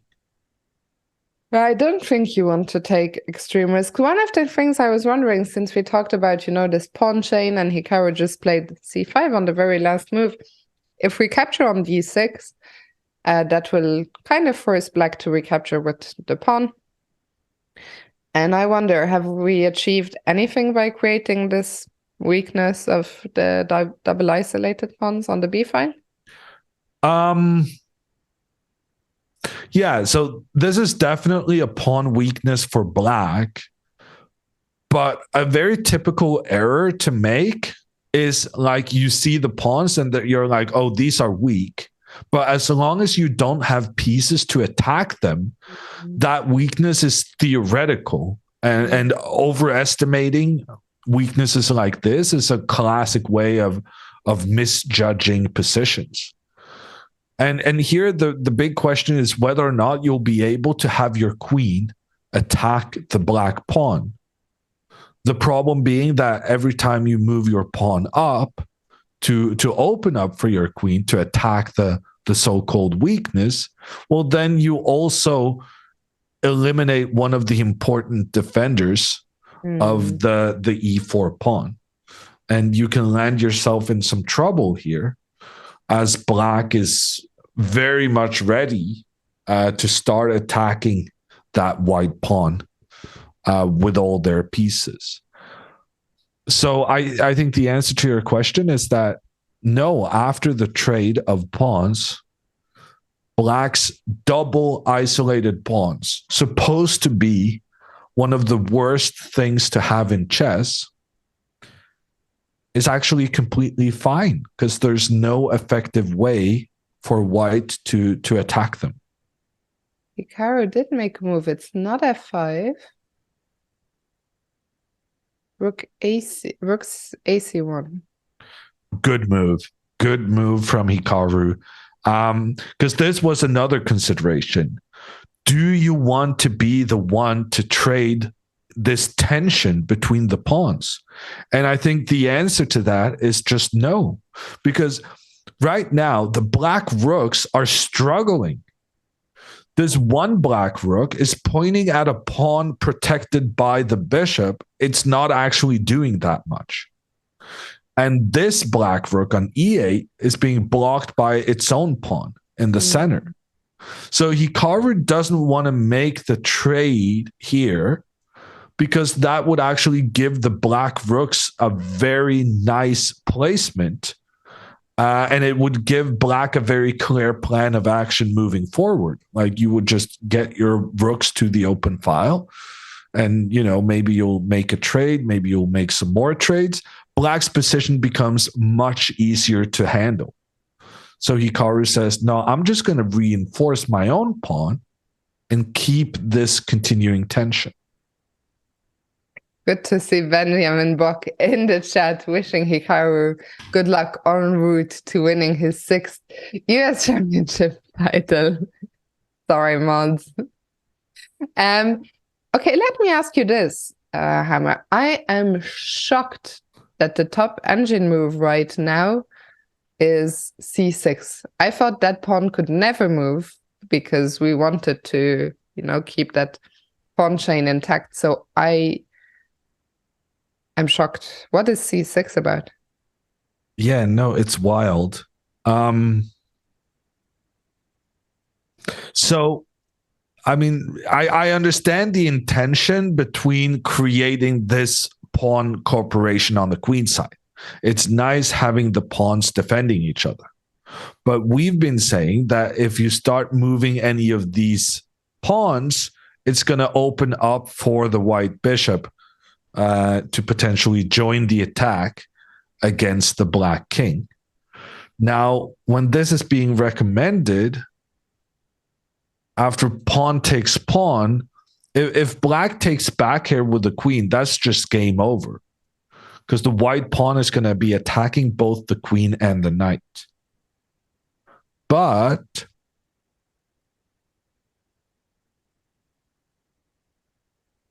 here the engine is suggesting knight d7, saying that I'm going to be able to recapture this pawn afterwards. And now my knight is protecting that thing you were trying to attack. I mean, c6 is based on the engine's evaluation, it's a brilliant move. But it's a move we thought was just not available.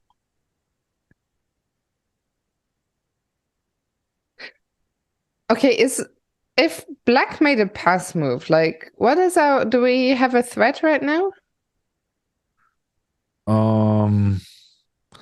Engine says yes. Honestly, I thought the answer was no. Yeah. Because that's why suddenly c6 makes more sense if there is actually like something that black is worried about, right? Yeah. So Hikaru is trying to infiltrate with his rook, because then he's able to attack the doubled isolated pawns. Which suddenly is a weakness. Yeah. So we were so focused on the queen attacking this one, but now Hikaru is trying to rather go in and around. Okay. And this is looking great, yeah. Yeah, and that explains the c6 move, not only because it creates these pawns working together, but because it also means that this pawn will be blocking the white rook from getting into the game. Yeah, but c6 is not an easy move to find for Wesley. What do you think the odds are that c6 appears on the board? Close to 100%. Really? Yeah. That's surely good news for Hikaru. Yeah, no, but actually Wesley's position is like Wesley is in dire straits unless he finds this one move. And very often at this level, if you only have one acceptable move, you're going to find it. Because you're going to be like, oh, that move. Oh, no, that's bad. And that's bad. Oh, my God. And then you're going to basically just find the right move through a method of elimination. And indeed, that is what has happened here. Wesley finds c6, and that is a super grandmaster move. That is fantastic play from Wesley. Going against what we were saying about you cannot interrupt this pawn chain because that would give too much power to white's bishop. But Wesley sees that it had to be done and that he needs to maneuver his knight to a different location in order to stop this bishop's power. Basically, Wesley is saying, yes, right now I'm allowing your bishop to be fantastic, but I needed first to stop your rook from being amazing. So, by the way, Wesley, given the choice between allowing the white rook to be good or the white bishop, he says, I'd rather have to deal with the bishop than the rook. Just wanted to say a huge shout out to everyone watching us here on Twitch. Over 14K of you right now watching this game one of the grand finale. It's been a really fun time so far. Chat has been lovely, so big shout out to you guys. The game is far from over though. Let's maybe take a slightly closer look at this line. So if Hikaru takes on d6, if pawn takes, the knight jumps back, and we kind of stopped here. But let's see. Of course, this isn't the end of the line. But it showcases Wesley's the great thing about Wesley's defensive plan, that he says, I'm going to give up this pawn. I'm going to get it back as quickly as possible. But in general, what I want to do now is that in order to stop this bishop from having that amazing pressure, I'm going to maneuver so that my knight stops the bishop in its tracks. So that was some great defensive play from Wesley. We're expecting Hikaru to think now for some time. In the meantime, we want to let you all guys know that after this American Cup, this is the grand final and will be decided by the end of the weekend. Hikaru's next event after that is on Monday already, and you guys can participate as well, because we are announcing the Hikaru Decathlon for 2023, sponsored by his org Misfits, in which Hikaru will be participating with the viewers and great prizes in different chess variants. Absolutely. The first variant on the agenda is a Chess 960 arena this coming Monday, as Jon Ludwig mentioned. The most important thing, we said you can all take part, but there is one thing you have to do in order to take part. You need to have played at least 30 games of Chess 960 in order to take part. So we recommend don't leave it to the last minute. Go there. Well, not right now. Stay with us now, but we'll go on a break quite soon. So you can do it during the break and get those games. It will help you anyway. It will help you get warmed up, get more familiar with Chess 960, where if you don't know what Chess 960 is at all, it is called that because there are 960 possible starting positions. All the pieces on the back rank are shuffled at random. There's a few rules to know. You can look them up you can look them up on chess.com. You can also look it up on, I have to admit, a lot of my go-to for all these things is Wikipedia. It's incredible the information you can find on Wikipedia. So yeah, look it up wherever you like. A few rules to be familiar with, but I do mean Chess 9 LX. That's the one, Gregory, correct.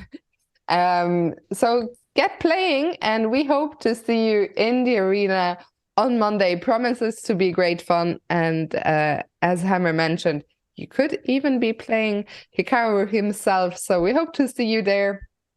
Get playing, and for now, back to the game at hand. And Hikaru is still thinking an incredible defensive move, c6 on the board from Wesley. I think now it's going to be challenging for Hikaru to win this game. One option he does have, though, if he wants to go all out for the win, he still can push his pawn up attack the queen, and when the queen steps back, he can continue with that incredible aggressive advance of the pawns on the king side. But if you're going to make a decision like that, you're going to need to think about it for a very, very long time. So we're going to take a break, let Hikaru ponder his options, ponder how much risk is he willing to take, considering this is a knockout format.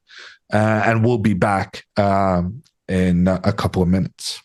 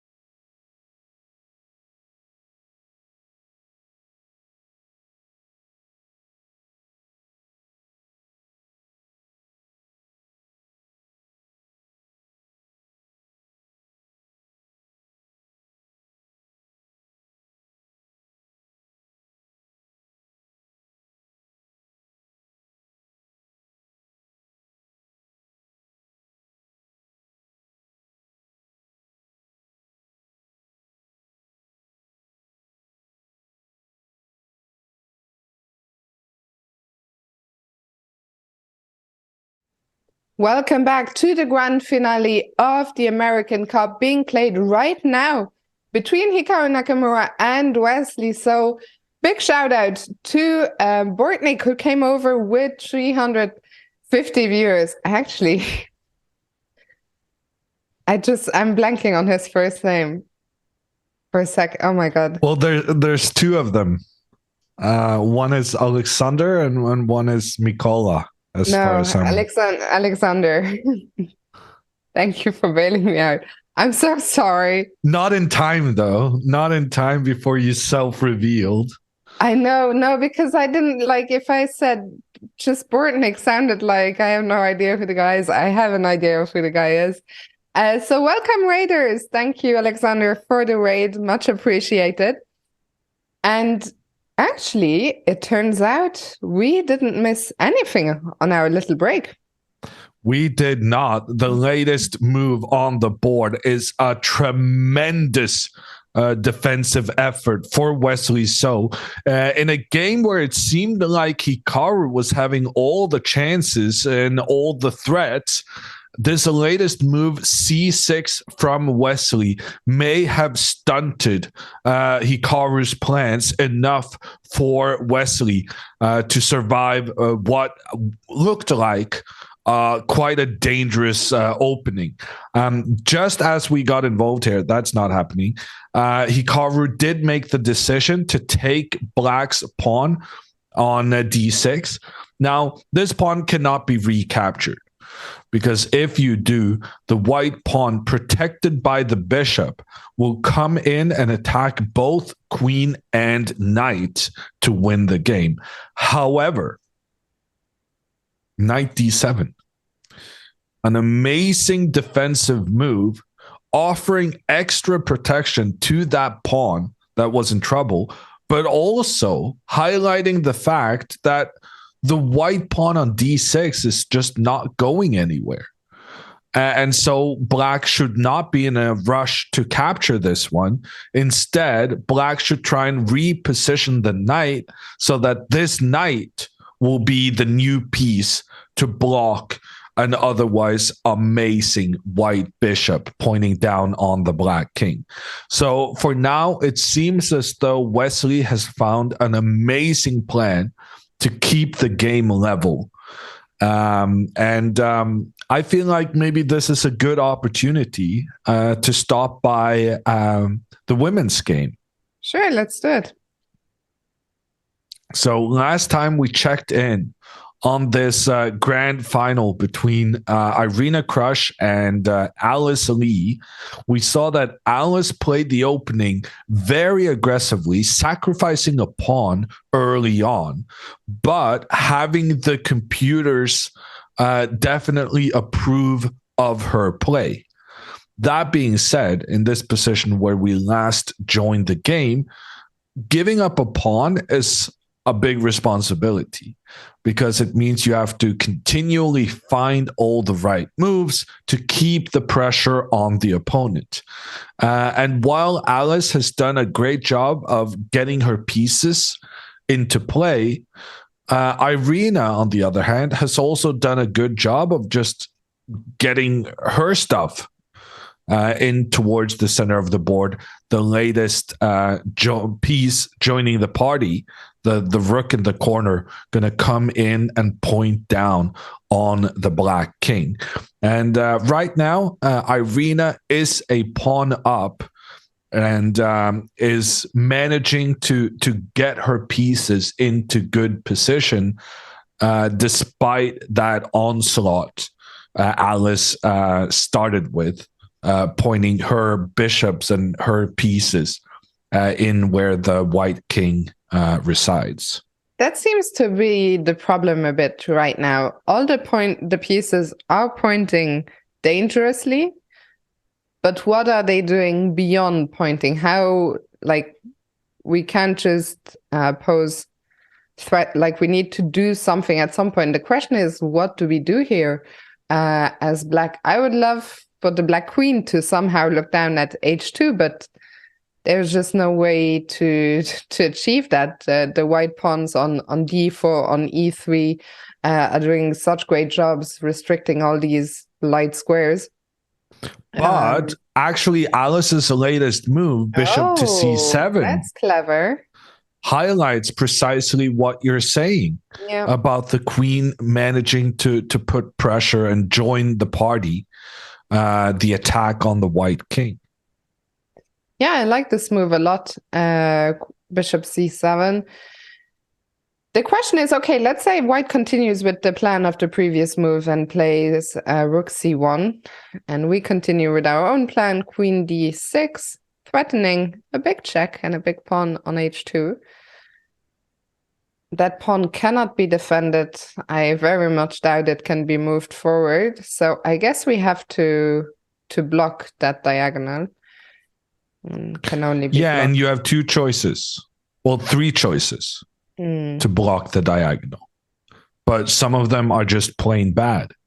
If you block with this pawn, then you allow for the trade of black's pawn, which opens up for the rook along the side of the board. And this is just game over, instant checkmating attack when the rook gets involved.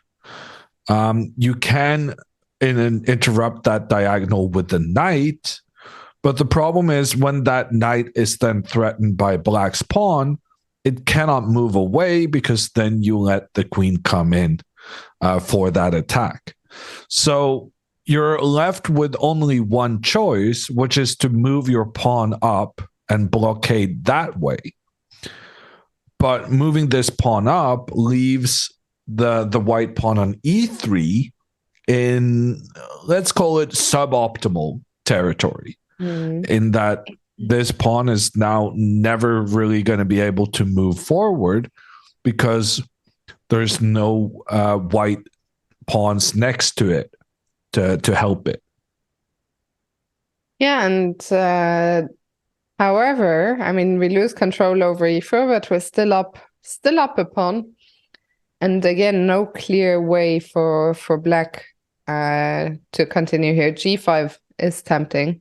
Yeah, I think G5 makes a lot of sense in a situation like this. And if white is not careful, like black will open up the G file and you'll get to point your pieces down on the white king. So Alice is doing a great job of putting pressure on the white position, trying to give herself more attacking avenues on the white king. Now, Irina did not go with her rook to the c1. Instead, she moved her bishop back. But the same ideas are still there. Queen d6, make the threats. Pawn has to move forward. G5, try and open up for your rooks. And I'm expecting this to happen in the game. So we'll see what happens here. Very exciting position for now. We're going to go back to Hikaru, where I think we've had, knight d7, as we expected, was played indeed by Wesley, and Hikaru just getting ready to make a move. I see the chat was talking a lot about queen h5. Maybe we can take yeah, and I'm now realizing why this queen h5 move is so sneaky. Because I saw people suggesting queen h5, and I'm like, yeah, but like we will just take this pawn. But in fact, if you take the pawn on d6, there's the amazing queen sacrifice. Queen takes pawn on f7, luring the black king into the open, so that when we afterwards make the trade of pawns in the center, we're attacking the black queen while at the same time opening up for the white rook down towards the black king. And what will we pick up? Will we pick up a pawn in this affair, in this trade? Probably. Yeah, I think so. Because right now white has captured 2 pawns. And so maybe you lose 1 pawn, but then you're still going to be a pawn up. So that would be incredible for Hikaru. The problem is that Wesley So, having found this amazing pawn to c6 move, he's definitely going to see this idea of sacrificing the queen. And he has ways of stopping it, such as pawn to f6, which just reinforces the control in the center while circumventing, avoiding that special queen sacrifice. So Hikaru's gone for a different direction instead. He's played queen to f2. And Wesley, he just played pawn to f6. And the problem here is that Wesley has managed, previously Wesley had like 3 pawns protecting each other up the board to stunt the bishop on b2. And Wesley found out just the right moment when he needed to focus on instead keeping his pawns protected on the queen side and find a new way of stopping white's bishop. And he's executed it perfectly, how he has these pawns defending each other.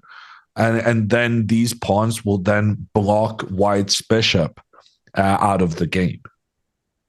Okay, what about... I mean, now that black has played f6, like f6 can sometimes be a bit of a hook, so-called hook. So what if we go for our previous idea of going f5 and then g4, g5, you know, maybe not immediately g4, g5, but stepping the king out of the way and trying to utilize the h-file? Well, I like that plan much more when the black knight was on f6, because then not only was I moving my pawns forward, but I was also attacking the knight. Here, I feel like, well, number one, queen takes pawn, and then you got to be careful about your next pawn. Yeah, so I'm not sure you have time to push the pawn forward. I'm maybe you sure can... you are sure I don't have time. Well, I'm not sure. No. Do you want to try it? Because actually, if you take this pawn, the knight is hanging. There's an attack down towards the knight. Yeah. So okay, then let's try it. Yeah, g4. I feel like there's less with the pawn also controlling this g5 square. It's going to be difficult to even make this further pawn advance happen. Yeah, but I guess in this position, rook d8 makes perfect sense, getting your rook in towards the center. Okay, I'll defend the pawn now. Okay, because how? Now I have rook d1, I think. Because the rook, the other rook, because I feel the rook on the c file isn't doing much there any longer. Yeah, fair enough. Rook here to protect the pawn. And then, yeah, the big question for black is how are you going to get your knight in a good position? So this knight has definite improvability. That's not a word. But if black can improve the positioning of the knight, that would be a great success. So maybe something like queen c7. The idea being that now I can go knight b6 and move this knight up. I just needed to make sure that the white queen couldn't capture on that square first. Okay, and if my idea h4... I wanted to play king h1 to try and go like open the g file for my rooks. Yeah, that makes sense. I'll continue my plan. Yeah, rook g1. I'll go h6 to make sure you don't go g5. Oh, but now you're tempting me already. Tempting you to do what? At some point, bring the bishop back to c1, go rook g3, rook h3, queen h4, boom, boom, boom. Boom, boom, boom. Yeah, no, I'm actually, the more I'm looking at this, there definitely is something here. And I think it's very much revolved around that the black knight is unable to find a good square when you play f5. I think one of the best things about playing this f5 move is that it actually makes sure that black cannot trade these pawns, which means there's no way the knight is going to be able to come to the e5 square now that the pawn is there. But Hikaru went d4 instead. And now there's just chaos. Well, okay, this is a move that we didn't have on our radar. So I guess first question, can black just capture the white pawn on d6? That's the pawn Wesley said, I don't have time to capture it now, but I'll do it later. And sometimes when you have that strategy of, yeah, I'll capture that pawn later, you end up never being able to capture it because the opponent keeps making threats. So always check out whether you can take it in this moment. And based on the computer eval, it's not looking good. Pawn takes pawn, that's fine, attacking the queen. Pawn is recaptured. But here we see the benefit of putting this queen and rook together on the open file. The queen can come in, give a check on the king, force the king into the corner. Yeah, you want to trade in the center because you want to open up for the bishop. And when black recaptures, the advantage of getting that queen up to an attacking position is that the queen can now capture the pawn on b7. And in this variation, Hikaru would win the pawn, and that would be a great step towards potentially winning the game. Yeah, I mean, here also the black pawns are quite weak, and the pawn on c6, that pawn, of course, is holding on to b5, g7 is weak. This looks very promising. So queen d6, so at least in this line, probably not the way to go for black. So I guess the next moves to look at are the two pawn captures. Either pawn takes f4, pawn takes d4. And if you take on d4, I guess one concern is what happens if queen takes, because now the white queen is able to protect that white pawn that's genuinely just 2 squares away from becoming a new queen. The problem being that the trade in the center has also opened up for black's queen and rook, and then black captures white's pawn. And it turns out that this white pawn actually isn't good at all because it cannot get past the blockading black knight. Yeah. So what are we saying? If black captures on d4, we cannot capture with the queen. So then what? Rook e1? Well, I'm seeing the engine suggest pawn to e5, but that's wild. Let's have a look at that. I mean, I'm not sure what's going on there. It wouldn't be my first thought to just charge forward with these pawns. But I will say that as long as these pawns are protecting each other, like if nothing happens very soon, white will just win thanks to having, extra pawns and dangerous pawns and pawns working together. So this guy has to be captured. And when Hikaru recaptures, we cannot take with the queen. Because the queen comes into f7 with a double attack. So that's not going to work. So the alternative is taking with the knight. But then we go queen takes pawn. So we were going to lose the pawn on e4 anyway. But by doing it in this method, the queen and bishop working together on the diagonal is not being stopped by the black pawns. So let's compare this situation with this situation. The big difference is the pawn on f6 is making sure that the queen and bishop is unable to create any threats on the long diagonal, But by having made the trade with those pawns, the bishop and queen is just so much more dangerous, pointing down on the black king. So actually what we've done here is eliminate both queen takes d6 and pawn takes d4, which in turn explains why Wesley has captured the pawn on f4 instead. Yeah, so Wesley has made what seemingly is the best move on the board. And now the question becomes again, I mean, we were just looking at some e5 craziness. What happens here? Yeah, same idea. And if these pawns are allowed to solidify and defend each other, that's just a complete disaster. So Wesley's going to have to take out the white pawns while he still has the option to do so. But like we talked about, that gives the opportunity to put that queen and bishop working together on the long diagonal.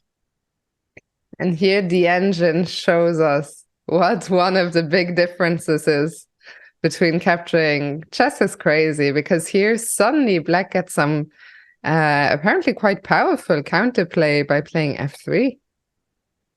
Huh.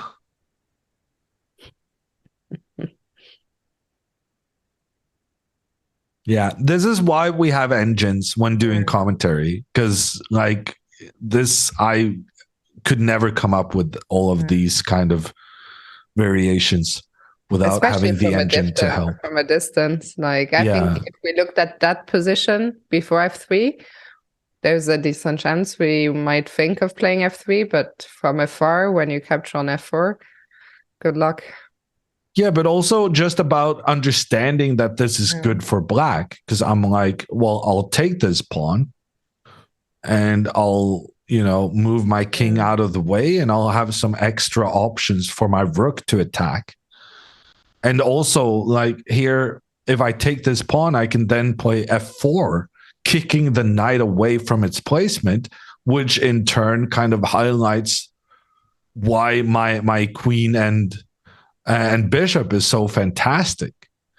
And so the reasoning here from the engine is that after pawn takes, the rook attacks the pawn on d6, and now with f4 trying to chase the knight away, then rook takes pawn attacking queen.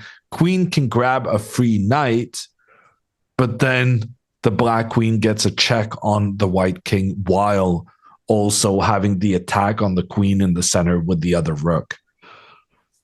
This line is insane. The players are going to see a lot of this, but the players are focused about the game in a completely different way than we are. And also, frankly speaking, they're a little bit better at chess than what we are. Just a little bit. Yeah. And that's why we have to use the engine to cheat just a little bit to have any chance of understanding what's actually going through the players' minds. But yeah, no, this game has, because I thought, I'm going to be honest with you, Fiona, after this c6 move, I thought Wesley solved all of his problems. I thought that was such a brilliant defensive move, and now he's going to save himself and make a draw. But when we fast forward to this position, I'm like, yeah, I'm still not understanding completely what's going on. But we don't think it's just a draw, like a solid draw any longer, anyway. No. The times are evening up, meanwhile. Hikaru here taking some time. What happens if Hikaru simply recaptures on f4 and black captures on e4? What's going on there? Well, let's just say that the general rule is when you have a bishop on the dark squares, don't put all your pawns on the dark squares. So my immediate impression is a very negative one. I do not like the white bishop's future kind of just being knocking into its own pawns. So I'm going to say that's a big no from me, which kind of only leaves one option. And that was the option that was good in the other circumstance. It's got a very good logical foundation, namely that part of this is one of my favorite sayings nowadays, that a bishop is very happy as long as it's not pointing towards a pawn defended by another pawn. Pawn defended by another pawn is a bishop's kryptonite, because then the bishop is kind of staring at them but cannot do anything. It just becomes a roadblock. And what I really like about this e5 move is that it eliminates that problematic blockade, the roadblock, whatever synonym or phrase you can think of, because here this pawn is traded off. And after that pawn is traded off, this bishop becomes a monster. And then it turns out there are some problems in justifying how the bishop is just going to be unplayable. But it feels nice having that bishop pointing in towards the black king, especially with this queen d4. It's like the knight cannot move. It will always be checkmate. If the pawn was here on f6, black would be winning because the bishop would be stunted. But here with the pawn on f4, it feels right. Yeah, it's a very, I mean, this position, again, we are looking at the engine, and it says black needs to play f3 here, and then things get crazy again.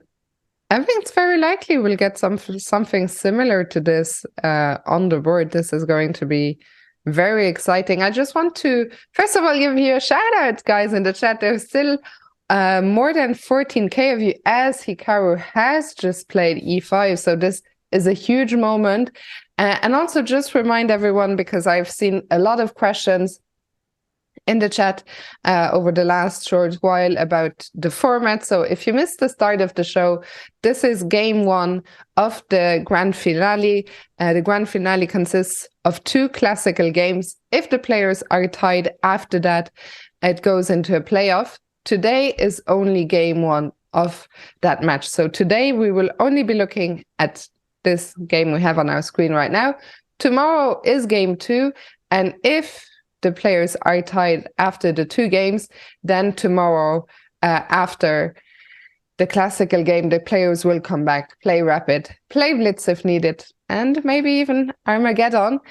And if Hikaru wins the match, that's the end of the tournament. If Wesley So wins the match, they will come back again on Sunday to play a final match that will be played this time in a rapid format. So hope that cleared up any questions. Or if it didn't, then ask more questions, and we'll be happy to answer and help you out. Absolutely. So e5, I see in the chat someone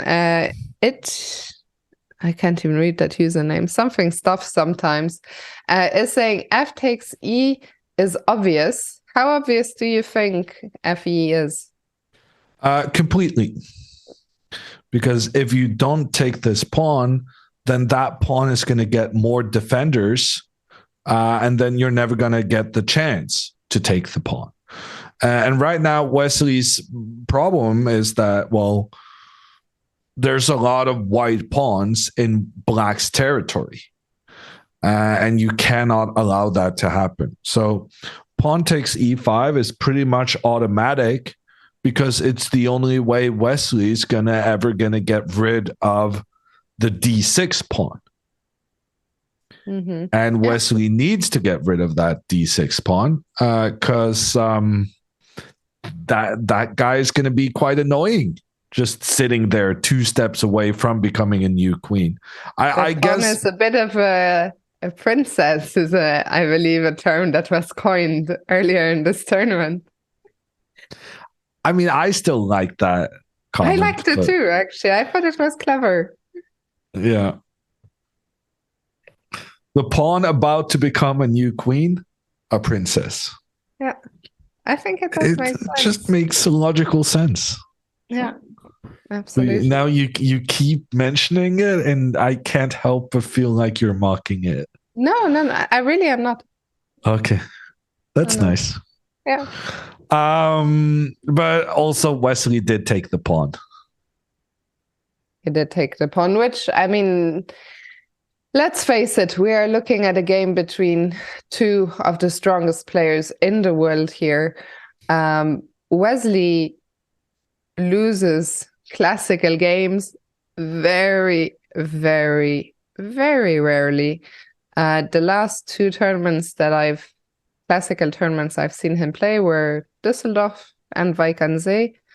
Unless I'm mistaken, he didn't lose a game in either of those events. Happy to be proven wrong if someone in the chat knows, but I'm fairly certain he didn't lose a game. So I think Hikaru is doing a great job, at putting pressure on him, and he got Wesley to think early doors. But in these moments, Wesley is he's so good in defense, which is also, I think, a skill of Hikaru, which is why so often the matches between these two have to go into overtime to be decided. Yeah. And, Hikaru basically didn't sit down before he recaptured that black pawn. He came in with his coffee mug and he was like barely sitting down before just with his other hand snapping the black pawn off the board. But Wesley was inspired by this and said, well, if you're just gonna take pawns without thinking too much about it, I'm gonna do the same thing, because this was my follow-up plan. So Wesley has captured the white pawn, and right now Hikaru's down on material.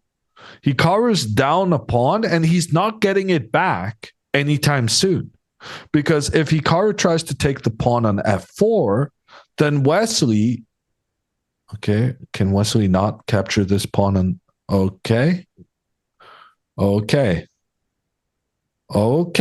Yeah, okay.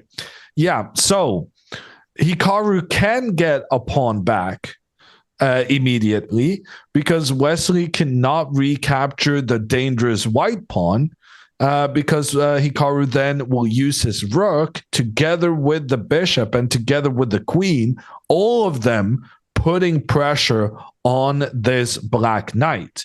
And if the knight moves away, then the queen can enter, check on the king. King has to hide, but with the bishop now on its magnificent diagonal, I'm not even going to do queen takes pawn to showcase the power of the bishop. It deserves to be the one giving the checkmate. A beautiful line, and illustrating some of the dangers in Black's position. I just wanted to give a shout out to Hi, I'm Kexo, who subscribed with Prime. Also, there were a couple others, Landry and Snoop Palfa. Now is the time. Use your Prime to get Wesley low on time. Hammer, by the end of today, I want to hear you say it once. Use your Prime. Well, I'm fine saying it. You're the one who's awkward trying to, get primes. When you say it, no one's subscribing. And then, I can do it later on just to showcase my superiority. But there needs to be a time difference between it for the experiment to work. But I think now Fiona said it, and we have a total of zero. So I need to beat 0. I like my chances. I'm just going to say I like my chances. But to complete the argument, because actually in this variation I was analyzing, I said Hikaru cannot win his pawn back. And that part was correct. But the part that wasn't correct Thanks was for the pity subs, guys. I appreciate you. Okay. Now you're going to be slightly trickier to beat. What are you up at now? Are you counting? 5, 6? A lot. 1, 2. Shout out to P Wood, to Rice Don Don, to J55, to Mirza, to Aloof Policy, to Pedro. Pedro was the one who started it. Clearly Special shout out, fans. Pedro. Clearly big Fiona fans. 7 Raisin, MV Viet. For the next 2 minutes, I'll call out everyone who subscribes. How about that? Thank you, Lord Forsaken. I mean, I guess that's how you make it happen. Thank you, Nick. You don't have the necessary. Okay, I'm not going to say that. Thank you, Alpha Jaker. I didn't call out Nick properly. M4 Nick 17. Thank you. Anyway, the point I was trying to make. Thank you, 115.5. Sorry. Ben Beingold, thank you for the 5 gifted. Thank you, D7Y2. Thank you so much. Proper shout out to OB1.5. Thank you, Intrepid Class, for the tier 1 gifted sub. You see, we're getting somewhere. I need to thank you, MR Roke. Thank you for the Prime. Remember, no need, if you are an Amazon Prime users, you don't need to pay us. You can just check your Primes, use them here, or use them wherever you wish, but make sure to use them. Don't let them go to waste. See, now you're a natural. You just needed some confidence. Yeah. Thank you, Steve-O. Okay, I'm going. Are we already 2 minutes? Thank you, MD Butter. Thank you so much. You made all the thanks, but you didn't do the counting. No, I didn't do the counting. That's true. Yeah, I would probably have prioritized that, this being a competition. But, you do you. Somewhere, I probably have 20, I guess. I had 5 gifted. I had lots. So I'm the mods. I'm sure the mods can count it quite easily. The first one was Pedro. And I will cut it off when I stop calling out any subbers, which will be very soon. Because I guess some of the mods will have access to the list, so it should be easy to count. Okay, final 10 seconds. This is your chance. After that, we are going back to the chest. If you have a Prime, use it now. Want to gift someone, do it now. 10, 9, 8, 7. Creamsicle, thank you so much. Who said that your, ad reads are just so awkward? See, now you're a natural. Now you're just really. You just got to live with the cringe, right? At some point, you have to give in to it. Okay, we have reached the cutoff. Thank you so much, guys. Okay, Botany, you're the final one. So Pedro will be my number 1 in my sub list, and Botany the last one. If one of the mods could keep us 24. Okay. And Hammer, you get to pick your moment later on. I get to pick my moment. Thank you very much. It will be calculated and it will be entertaining and it will be perfect. I assure you. Broad fist as well, outside of but saying go Hikaru. Back to Hikaru. Indeed. Sorry, Hammer, I cut you off. You were about to make a chest point. So I said that Hikaru is now down a pawn and he's not going to get that pawn back very easily. But one of the points here is that if queen takes pawn, then the knight can come in to attack the queen, to attack the rook, but very importantly, attack the bishop. Because right now, this white bishop is so good pointing down towards the black king that probably it's more important for black to eliminate the bishop than it is eliminating the rook. And let me give an example of that. If the queen moves into the center, you cannot take the rook, because then, thanks to the bishop helping the queen, it's checkmate on the black king. But on the other hand, if you do eliminate that bishop, then Hikaru has no more attack, and he's still down a pawn. But I'm discovering some new things about this current position as well, because after rook to e1, trying to point down on the knight and on the queen, I thought, well, that doesn't seem like such a good move, because, well, then you lose your pawn. But we actually went over this earlier, that in this situation, with all the white pieces pointing in towards the knight has to move, allowing the queen to come in and the bishop to put that final nail in the coffin. So that means after rook to e1, which Hikaru, did he play it? Did I play it? He played it. He played it. There's only one possible defensive move for Wesley.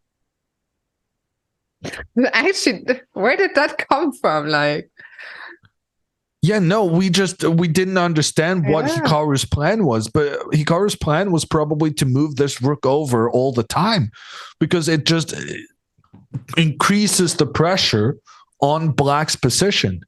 And here Wesley is incredibly lucky that he has this move queen to d5. And the big difference compared to queen takes pawn is that now when the white queen captures the black pawn, then black actually can come in with the knight and have this triple attack. The difference being that white cannot move the queen up to checkmate the king, because black's queen is still holding and taking control of that f7 square. So queen d5 keeps the knight protected, but also keeps an eye on the f7 square. I think Wesley is about to manage to save himself and make a draw in this game. But the fact that he survived, I think he has to count himself lucky. I don't think this was purely skill on Wesley's part.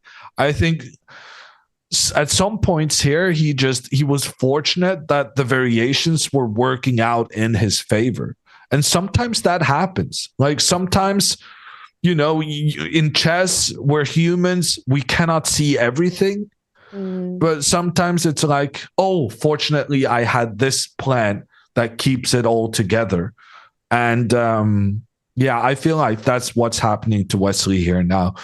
Hikaru created an extreme amount of pressure on black. But right now, it looks as though Wesley may survive. Although after queen d5, Hikaru does... think he has played, by the way. Okay. So Hikaru does have here a very interesting move. Bishop takes knight. The idea being that after rook takes bishop, yes, we lose that amazing piece we were so fond of, pointing down towards the black king. But then maybe rook d1, attacking the queen.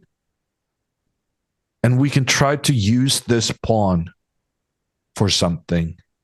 Like queen b6, trying to help this pawn become a new queen. And this is not over yet. We have to be careful though, right? Because the pawn could be a powerful passer or it could get lost. Yeah. And also in this position, Hikaru would be down a pawn. Yeah. And there's like some white pawns being threatened by the black pieces as well. Yeah. When you said this is the kind of thing he can go for. Yeah. But when you said that you felt that that Wesley was about to save himself, I guess you don't mean an immediate, because I said I saw someone say, we might see a repetition here after rook d1 and queen queen back, although maybe the queen doesn't have to. Well, actually, Oh. look at the eval bar. So earlier we had, let me find it, this position. Now, in this variation we analyze, we have this position. The difference is that the rook controls the d3 square. So that in case of rook e1, and also this rook is now protecting the pawn. Yeah. Which makes a massive difference because now you use the other rook to increase the pressure on black. Crazy stuff. Hikaru didn't go for rook d1. He played queen e2. And look at the eval bar. It actually says now for the first time in the game, black holds the advantage. And it's once again all down to this f3 move that we were considering earlier. Well, we weren't really considering it. The end, computer was telling us that it's good. Yeah. And we thought it was weird. So I guess basically what this F3 move suggestion means is that the engine says black is going to lose this pawn no matter what. So you might as well lose it in a way that makes the white king position more unsafe. But Hikaru right now, he's going to win 2 rooks in exchange of a queen. And then we can have the big debate whether we should call 2 rooks for a queen winning material. Because some people say that the queen is worth 9 and the rooks are worth 5 each, 10.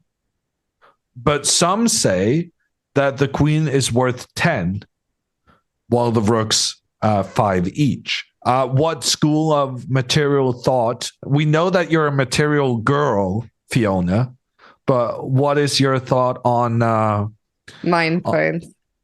9 points. Yeah. Yeah. And that is... I actually, to be honest, I had never even heard the school of thought of 10 points. Oh, really? Yeah. That's what I was taught when I was a kid. Seriously? Yeah.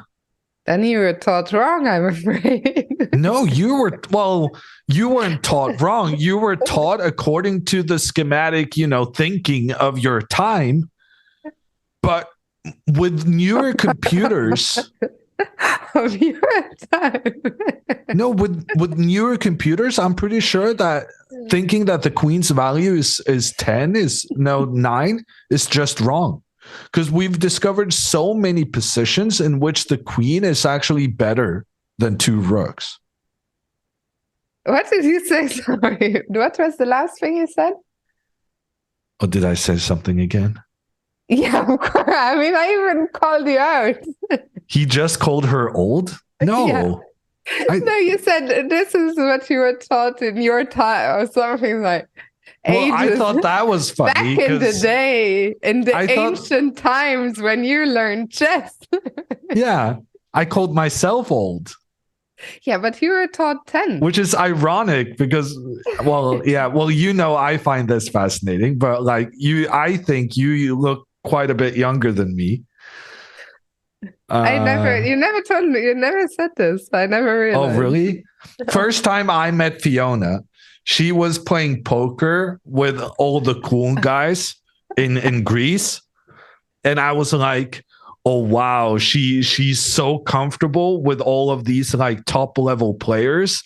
And she knows everyone. And she's so clearly part of the group. And I thought Fiona was ancient.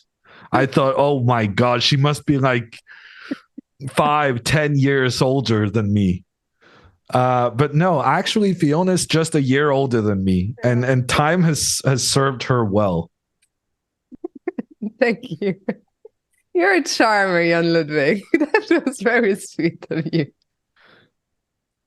Chad, if you think I'm a charmer, you should probably come in with your Twitch primes. If you got anyone lying around, this would be the time to use it to show your support for Fiona looking young, for Hammer having Riz, which is apparently the new word that I'm too old to understand. Yeah, I also don't know what it means, actually. I've seen all the Fortnite kids use it. Thank you so much, everyone. They're flying coming in with their primes. They are flying in. I can't even keep up with the chat any longer. Yeah, no, I can't read out the subs like Fiona did, because there's just too many coming. You hyped at the chat same up time. too much.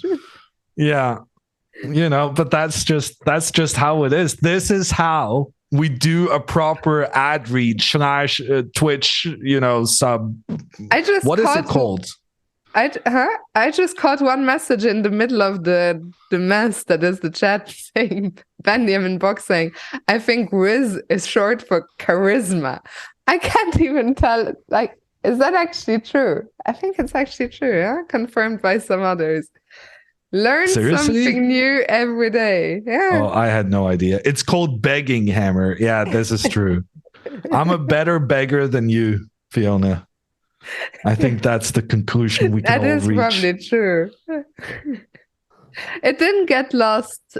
Ball is life, but I will not marry you anyway. I'm sorry. The Wizard of Oz is so brilliant, actually. Oh, Domingo coming in strong for you. 5 gifted, Hammer. Thank you so much, Domingo. And in case it wasn't clear from us getting slightly distracted off topic, this position just got incredibly tense. Yeah. Because this whole discussion started with us talking about whether a rook, whether a queen is worth 9 or 10. And in the newer kind of school of thought, I guess I don't really have it confirmed by any other.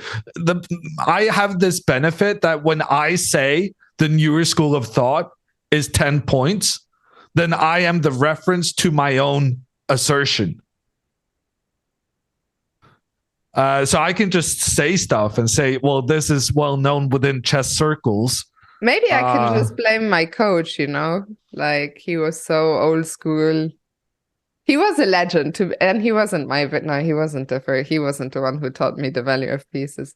Never mind. But big shout out to actually the man who taught me pretty much everything I know, Grandmaster Vladimir Jansa from the Czech Republic. But he wasn't the one who, taught me the rules. Anyway, sorry. Where did we get started? Okay, where do we even get? And we will see it now. Yeah. So Hikaru's giving up his queen. That's basically what I was getting at. Yeah. Finally, this whole discussion comes full circle. And we are going to see who gets the better here. Is it Hikaru's rooks? Or is it Wesley's queen? And honestly, I'm so surprised at Wesley for moving this knight forward. Yeah. Because, and honestly, I'm surprised at Wesley for just playing so quickly. I mean, yes, he thought for 8 minutes, but this position just got incredibly tense. Okay, so the engine wanted Wesley to go with the pawn to f3. I don't know what that is about. But also, I would have thought keeping the knight close to home, keeping the knight close to the king was probably... But also, it's potential for the knight to counterattack as well. I would have kept the knight close to my king and the opponent's king. But instead, Wesley moved this knight forward, allowing Hikaru not only to sacrifice his queen, but also continually give checks in on the black king.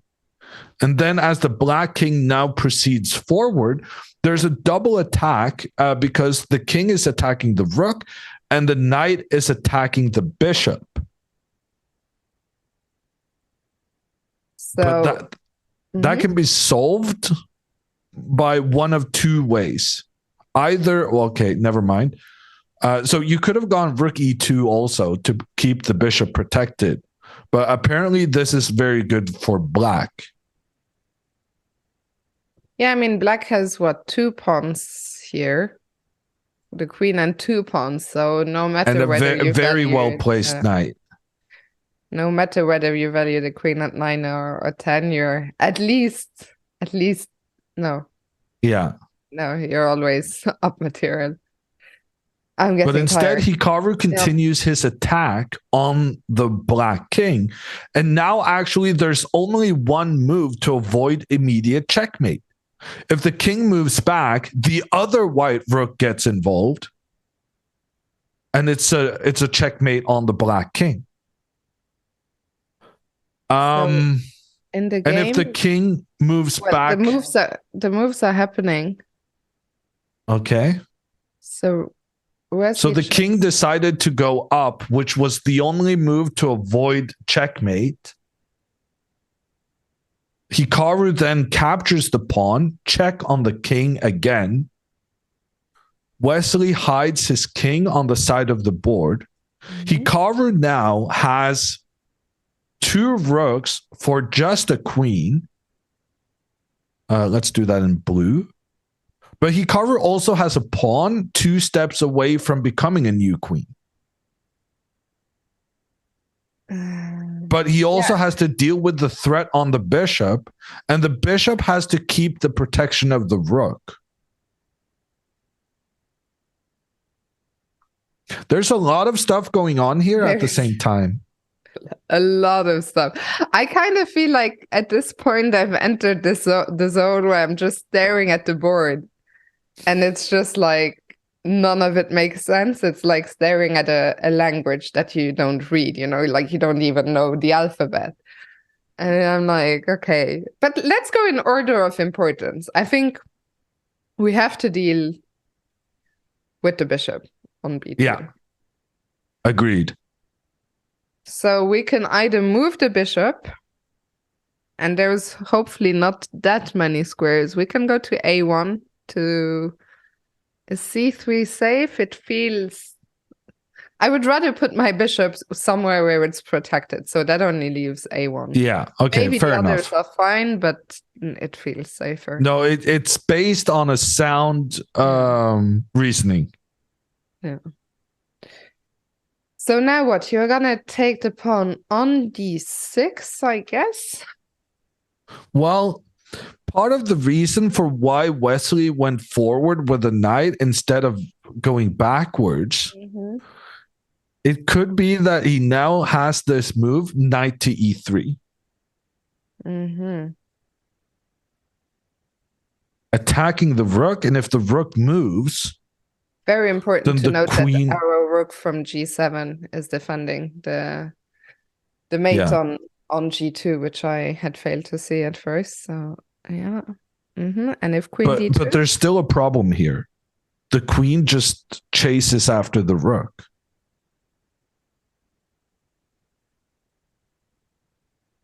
And we're just running out of squares. Yeah, we're just going to. Well, apparently you can run away.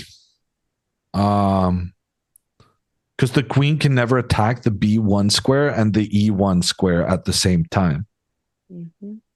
But here the engines are saying even just taking the pawn is winning for black for some reason.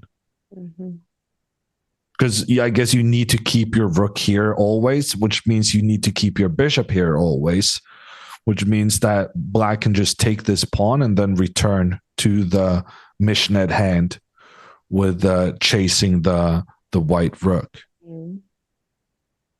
So yeah, this knight to e3 move is dangerous.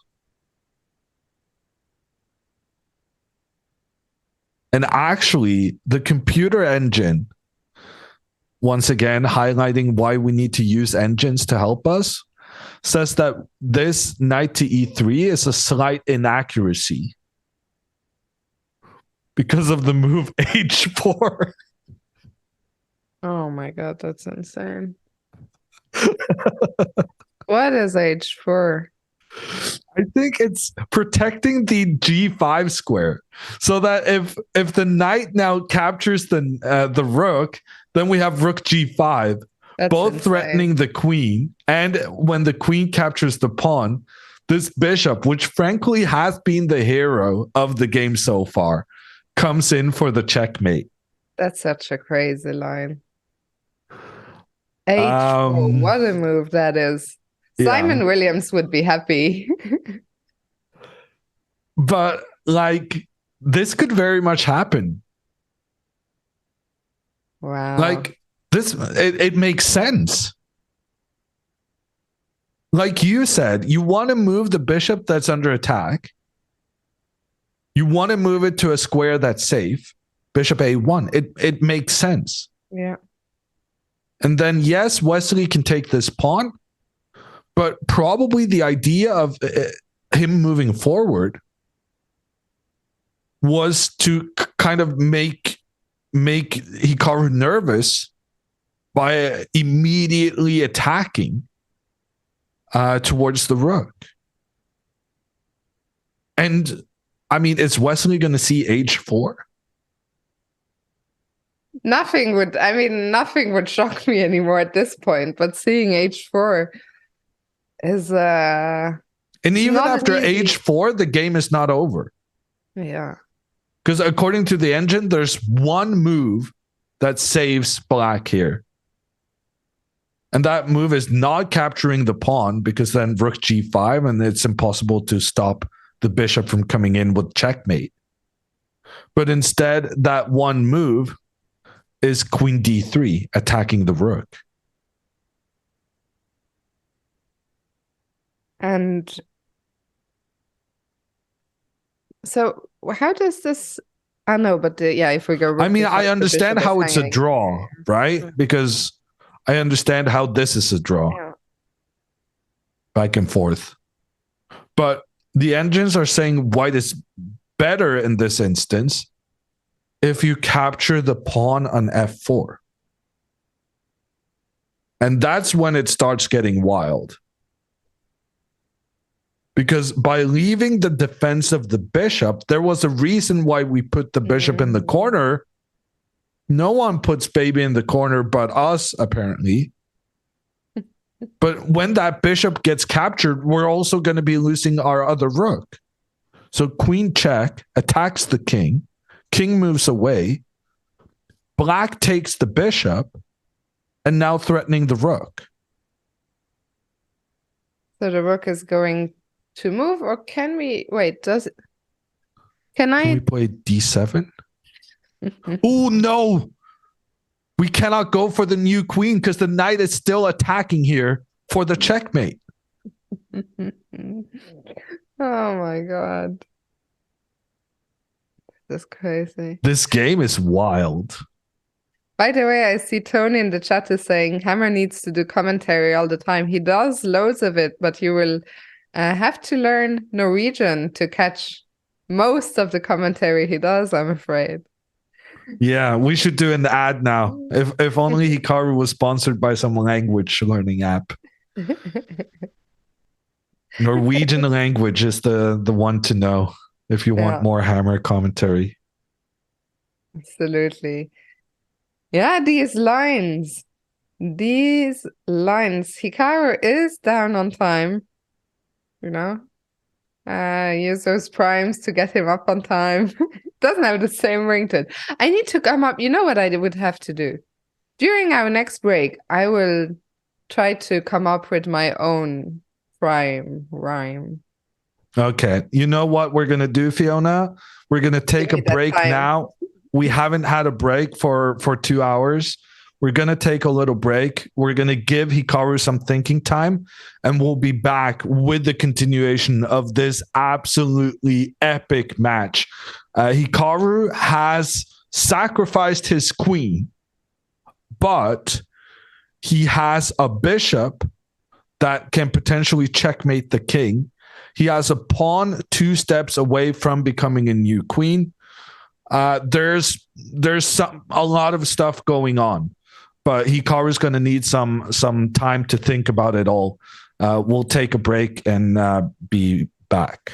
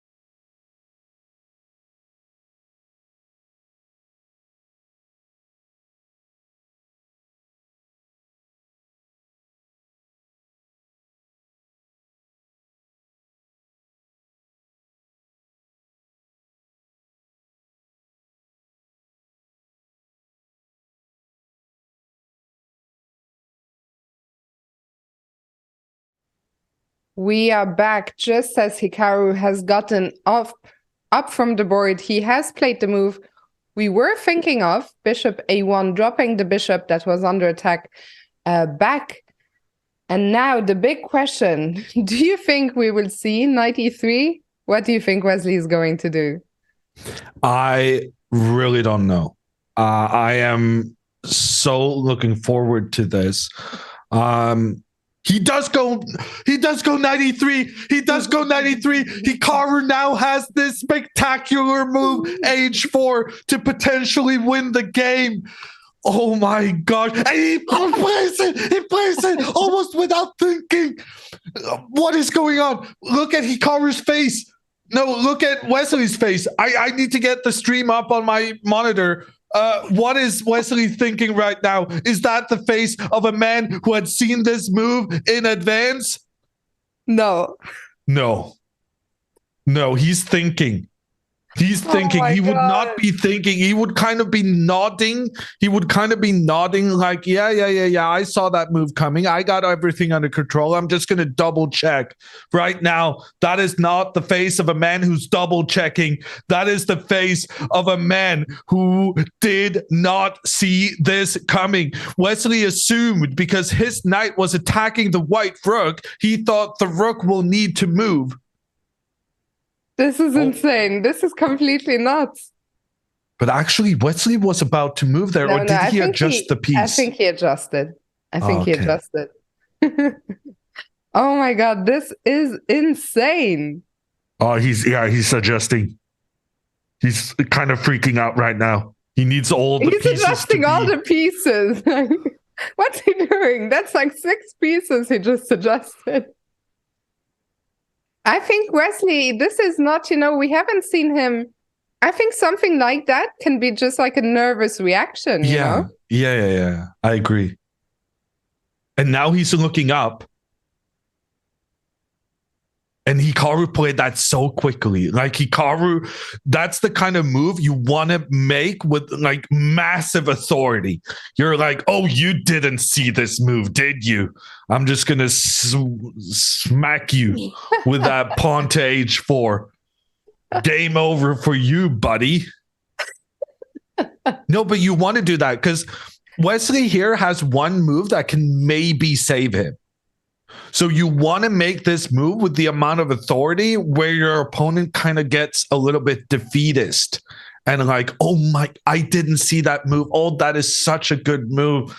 And then they kind of just give up instead of realizing that there might be some a save available. He does find queen d3, though, the only move to keep him in the game. It's still bad for him, but it was the only move. No, he didn't actually complete it. He moved his queen back. Oh. He moved his queen forward to d3, which is, as we know, using the engine, the only potentially saving move for Wesley. But then he moved his queen back again to start calculating anew. Okay, this is crazy. I mean, Wesley is feeling the heat here. He's under tremendous pressure, both on the board and psychological pressure as well. That Our live board right now is incorrect. Well, now it's okay again. But like for a moment there, the live board thought Wesley had made this queen d3 move because he moved his queen there and he was like holding the queen in his hand, ready to make the move so that the live board thought the move had been made. And then Wesley was like, let me think about this for a little bit longer. And for anyone asking in the chat, yes, it is allowed. As long as you haven't let go of the piece, you can move the piece back to where it came from. However, you will have to move with the queen. So it is touch move. He did touch the queen, but as long as you didn't let go, you can reconsider. And the live board still says queen d3, says Abu, but now queen d3 is actually accurate because even though Wesley for a moment there reconsidered, he did in fact in the end decide to go for this queen d3 move because frankly it was the only choice he had. He needed to start a counterattack on White's position. And now Hikaru is thinking, because now the move Hikaru needs to play, according to the engines, is giving up his bishop in the corner of the board. Okay, first of all, Hammer, let's rewind just for 1 second for those people who might have joined us during the break who didn't catch the analysis we did earlier on, because I saw a few questions. Why is h4 so strong? So let's just show the idea one more time behind this h4 move. So h4, if now the rook is captured by the knight, which was quite clearly the idea behind moving the knight here, then Hikaru was planning the move rook g5. And this is why the pawn is needed. The pawn is needed to protect the rook. Now, Wesley can then capture the pawn, in which case Wesley will be up a queen for a rook. The only problem is this bishop coming in from the corner, baby, comes in to checkmate the black king, which has been trapped in a cooperation between these three white pieces. And that's why he needed to find something else. And this queen d3 move is that something else, trying to put pressure on white's rook. Because if now Hikaru goes rook g5, then Wesley will take this rook, check on the king moves away, bishop wants to give a checkmate, but will not be able to do so in time because the black queen is ready to take the bishop out. So that creates a problem for Hikaru. Because if Hikaru moves his rook to the side, then the black queen can continue attacking the rook, and the rook will never be left in peace. This is at minimum a draw for black. So what the engines are saying is that Hikaru can give up what has been the most powerful piece throughout the game. Hikaru can go rook takes pawn. And now when the queen comes in, checks the king, captures the bishop, the move being suggested is rook e7. So rook e7 makes some sense though, right? Because the rook is under attack, and from e7 we cover one very important square, that is the e5 square. The queen would love to maybe get back there into the center of the board, looking down at the black king. So rook e7 does make some sense. It also hits the bishop, the knight on e3, as you were just highlighting. And once again, not easy. There's only a couple of moves here for black. But it also, like, for instance, it walks into a fork.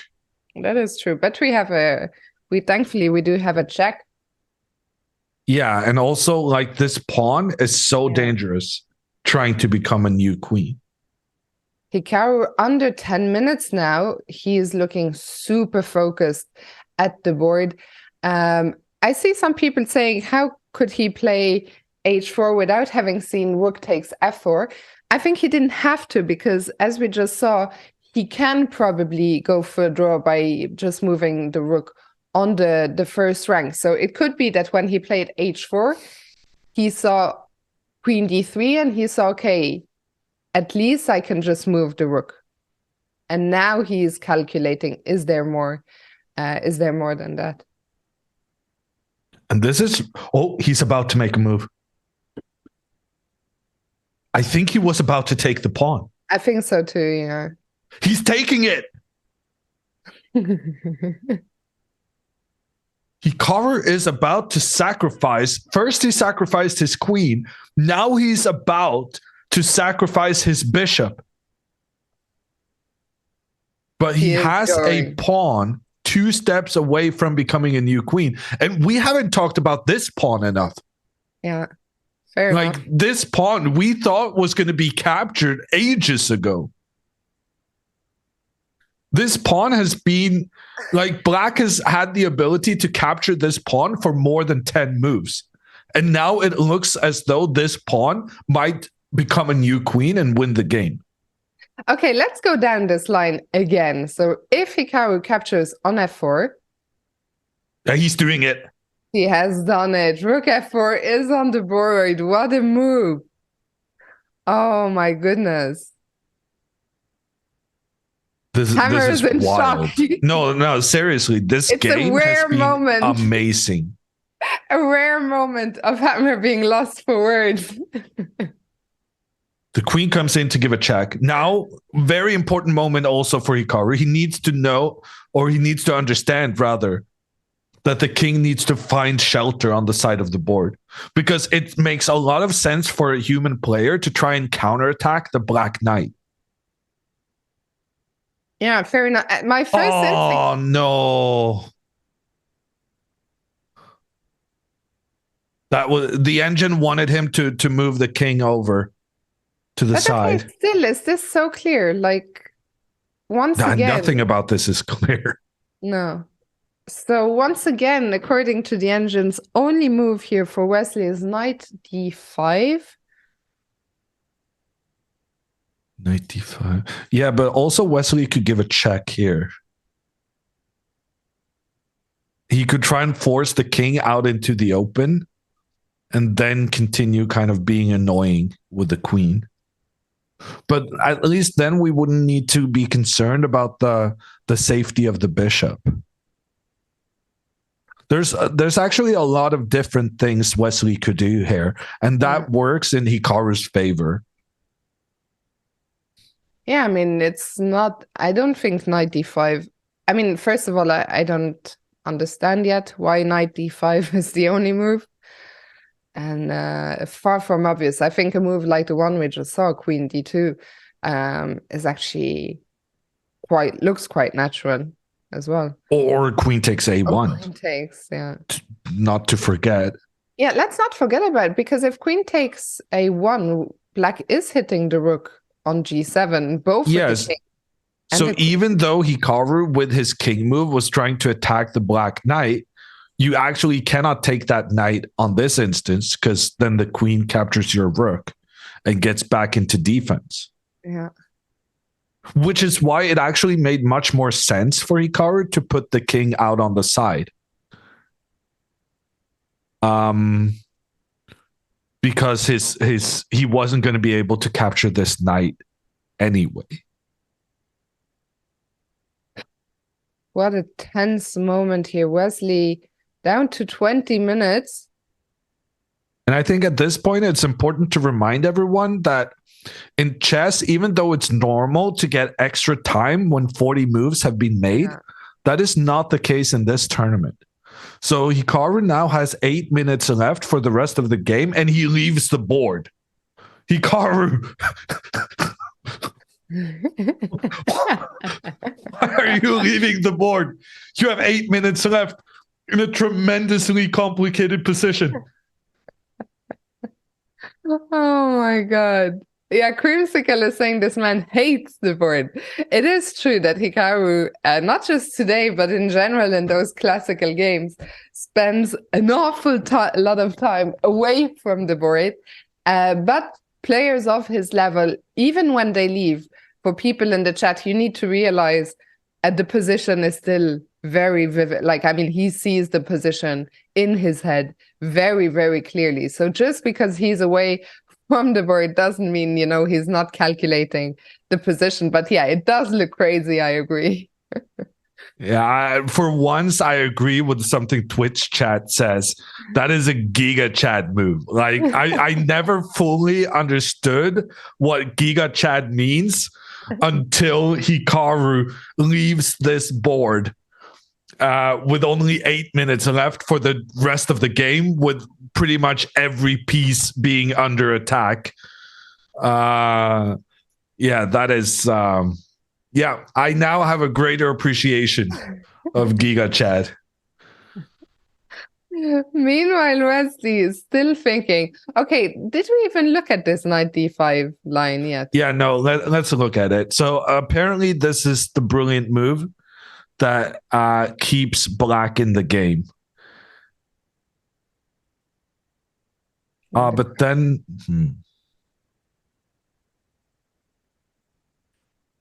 Yeah, I think Hikaru is planning rook g5. Because then if you capture the rook, then the bishop comes in for the checkmate. So the advantage of this rook g5 move is that it keeps the black king completely kind of shut in on the side. And there's another, well, and so what if you take on a1? Well, you have to take. And then the pawn tries to become a new queen. These lines are too much. And then if the queen tries to go back into defense, then the rook comes to e4, trying to give checkmate here. What happens if queen d8? Queen d8, check. Block the check? Why is that so bad? Okay, apparently here king f1. Oh my god, is black getting zugzwanged? Yeah, I think so. Oh my god. Oh my goodness. If he takes the pawn, then checkmate. Wow. Oh my god. Wow. Yeah. Oh my goodness. Yeah. This is gonna come down to the wire. Yeah. Wesley is going to be spending quite a bit of time here very soon. Both players will be under 10 minutes. My head is hurting. Like, I can't wrap my head around half of these lines. Okay, so let's rewind a few moves. So my move, queen d8, wasn't so great in that line. Oh, you want to, continue within this knight to d5. Yeah, so you're saying rook g5.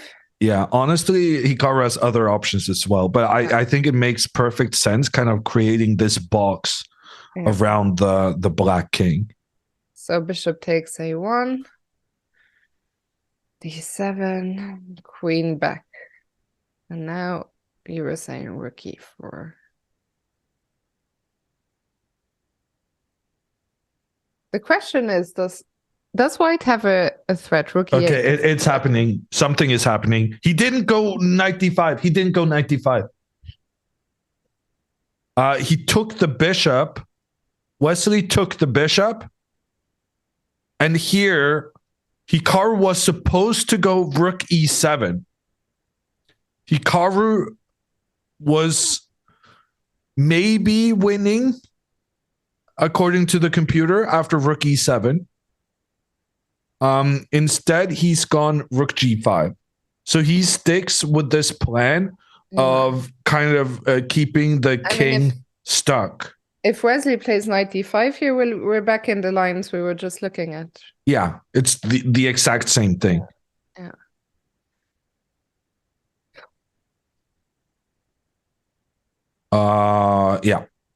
It's the exact same thing. And Hikaru's playing quickly. So, yes, Hikaru didn't find a potentially winning move with rook e7, but needless to say, if Hikaru couldn't figure that out, it was kind of difficult. Yeah. And the only reason we know it was good is because we have the engines. I mean, let's quickly put it on the board. Rook e7. And it makes much more sense trying to lock in the black king. Can we quickly put rook e7 on the board to see if the engines still, or if they change their minds? It's not so clear, right?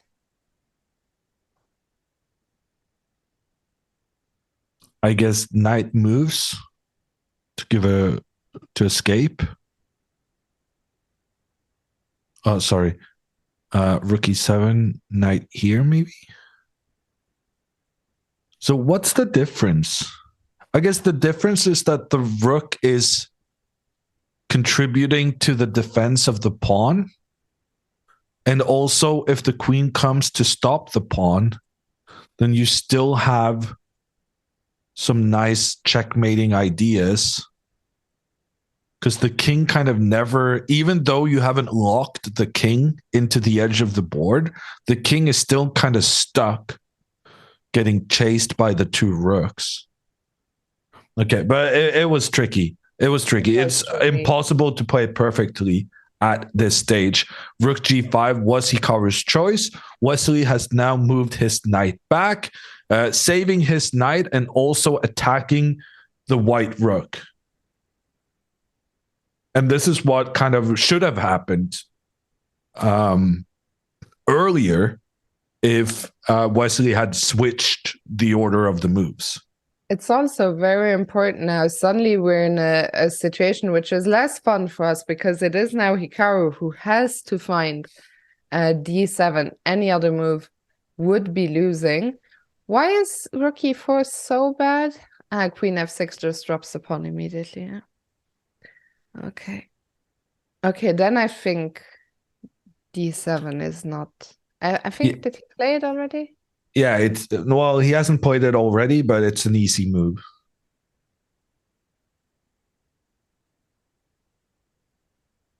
Yeah, d7 needs to be played here. What I think it's an easy game. move. There's 19,000 of you watching this with us right now. This is, I mean, all three results are still possible in this game. He does push the pawn. I gotta say, I'm very happy. This is something we see on the numbers for the Norwegian TV broadcast as well, that we always have the best numbers when the games are tense and exciting. And it tells you something about the audience. Because when the audience knows to appreciate these amazing games, it means that your audience is actually quite, well educated. I say this with a heavy heart, chat. But are you saying they're all five heads in the chat? I'm not saying five heads. I'm saying they're. I'm a big Nick Cage fan, so some of you will get the reference. No, I'm saying they're connoisseurs. Oh, that's a good word. It is a pretty good word. Yeah. They appreciate the good things in life. Yeah. Oh my goodness. So d7, did Wesley is thinking now. Yeah. Oof. So Hikaru's plan is to give checkmate on the king. Like if this rook could magically go sideways, well, it can go sideways diagonally, then this would be checkmate. Unfortunately, rooks don't go diagonally. Yeah. Okay, but what does black do now? So queen. Well, we're assuming the queen goes back, right, to stop the pawn. Yeah. But actually, the computer engine is suggesting like queen takes a3. What? What? Oh. Are you just not going to do anything about white getting a new queen? Oh, apparently this is good for black. Check. Check. Check. Oh, wow. Here, Wesley actually wins. Because if the king moves to the side, the knight can come in, give a check, and then open up an attack on the queen. Whereas if the king tries to hide in the corner, then the queen takes out that pawn and attacks the rook. Wow. Yeah, I mean, queen a3 surely was... No, it's just no. No, you can't do stuff like that. Although the more I look at it, like if you see the check on e3, then the yeah, sure, but like even if you see that, I mean, are you going to take this pawn? And it's like, oh, rook e4. I'm still threatening the checkmate, but now I'm also threatening your queen. Yeah, no, Like, you're never going to be able to stop both the checkmate and the pawn promoting. Like, no, this is just not happening. Wesley is down to under 12 minutes now. Time is evening up fast. No, queen h8, it's the logical move. It's just getting that queen back into defense, trying to get the queen in front of the pawn, making sure that the pawn does not promote. Okay, is there another... Like, one thing I'm wondering... Yeah, he did play queen h8. He did play queen h8. I was wondering if there's any way to get the queen in such a position that we are threatening a perpetual, but queen h8, yeah, is a human. I think the most human move on the board by quite a margin. Yeah, and now I think rook e4 is the only move that makes sense. What is this rook? F5? I mean, I don't like this. This is a no, way because I mean, no, this is dangerous. No, yeah, allowing the queen into the center of the board, opening up attacks here. Apparently, rook e5 is a draw. Oh my god! Yeah, this game is going to give me a headache. Okay, yeah. What is going on here? Yeah, no, but it's very important to make sure that the black queen doesn't get access to this d4 square. Yeah, so rook e4, I agree with you. Yeah, rook e4 is the only thing that makes sense.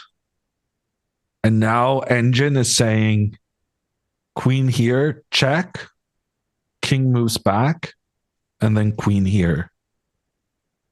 Yeah, and to be honest, this looks a bit scary. Yeah, honestly, this looks like Hikaru could lose, but it's very much based on the Zugzwang again, maybe, no? Because if we queen now. Well, let me just note that rook e6, even though it looks very good for white, luring the queen away and getting a new queen yourself, this would be winning for Hikaru if not for the fact that the white king is suboptimally placed. Yeah. So that the queen could come in, give a check, move the king away, and actually have this double attack. So we had this theme earlier where the queen had this double attack at a point at which we said, oh, what a crazy line. But it actually turns out this is a very important defensive resource for black. And it happens more than once that you need to rely on the queen being able to give checks and win the white rook. Okay, so what I was saying, and rook e4 has been played, I was wondering, what's the move that we were even just looking at? Queen f8? Queen f6. Queen f6. Yeah, I guess you can do it from both squares. It's the same. So yeah, queen f6. Well, it's not the same because if queen f8, then the king can go back here. But then this works still because if I now try to divert your queen, it's actually check on the king. Yeah. Okay, can we go back? So after queen d6, so queen f6, king g1, queen d6. I was wondering if there's a Zugzwang here. If we queen takes, check, knight f6. And black basically has no moves, right? Yeah, but the difference is we had this position earlier, but then white had a pawn on d7. Of course, but I mean, it's Zugzwang to force a... Yeah, it's just a draw, right? So if I... Well, no, it's not just a draw. Because Engine is saying king f7, f2 is the only way for Hikaru to survive. You know, Hikaru's in big trouble. Hikaru's in big trouble. Queen comes in, plays a check. Yeah, Hikaru is in massive trouble. Hikaru has to be incredibly good to survive now because Wesley is about to capture the white pawn without Hikaru having the counterplay he relied on. in return.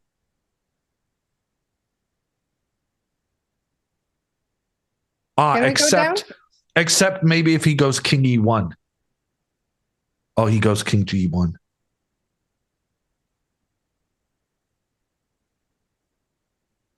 Wesley was smiling there for a second. Yeah. I mean, Wesley must be very relieved. He has played queen d6 that he is getting rid of this pawn. He has 99 defense, no worries. Yeah.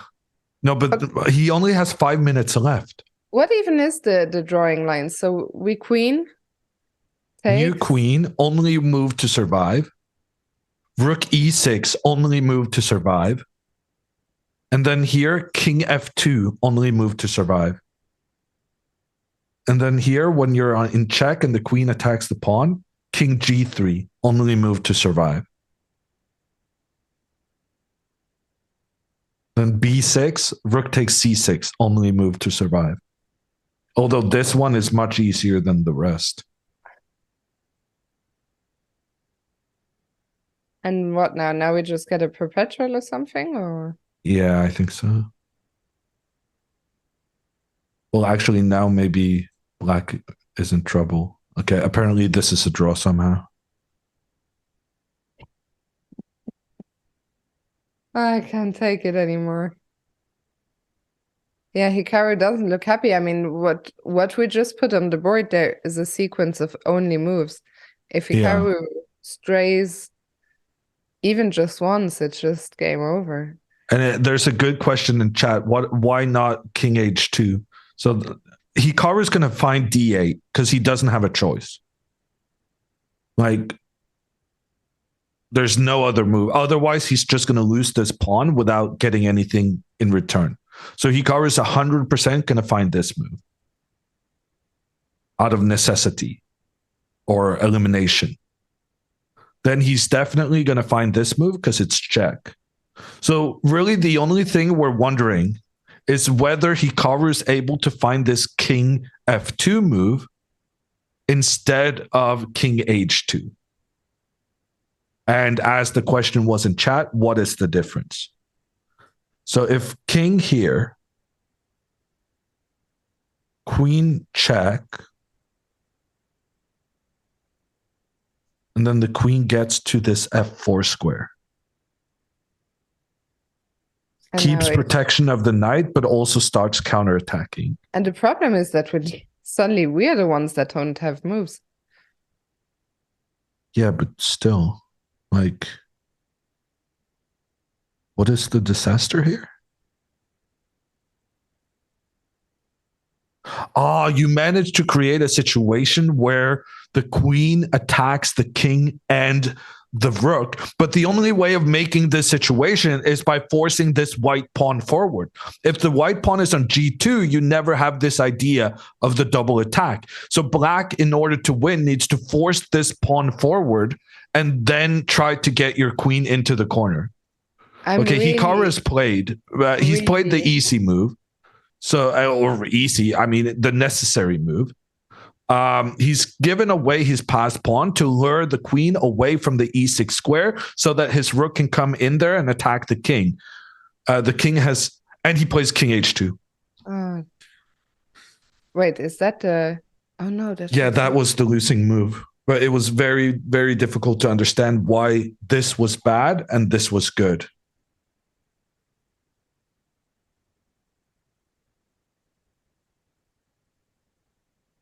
I mean, I still don't completely understand why. But yeah, Wesley's going to find queen c7. Because queen c7 makes a lot of sense because it also prepares queen f7. And if actually, after king g1, queen f7. Yeah, no, Wesley is gonna, okay, so this is what's gonna happen. Wesley's gonna find queen c7, no problem. But after queen c7, king g1, he's not gonna find this queen f4 move being recommended by the computer. Instead, he's gonna go queen f7. After which the computer says, Hikaru can still make a draw. Why do you say he's not going to find queen f4? Because I don't think it makes sense that like it's very difficult for a human to understand how you win. But in you, that after line. queen f4, you're threatening to take on h4 as well.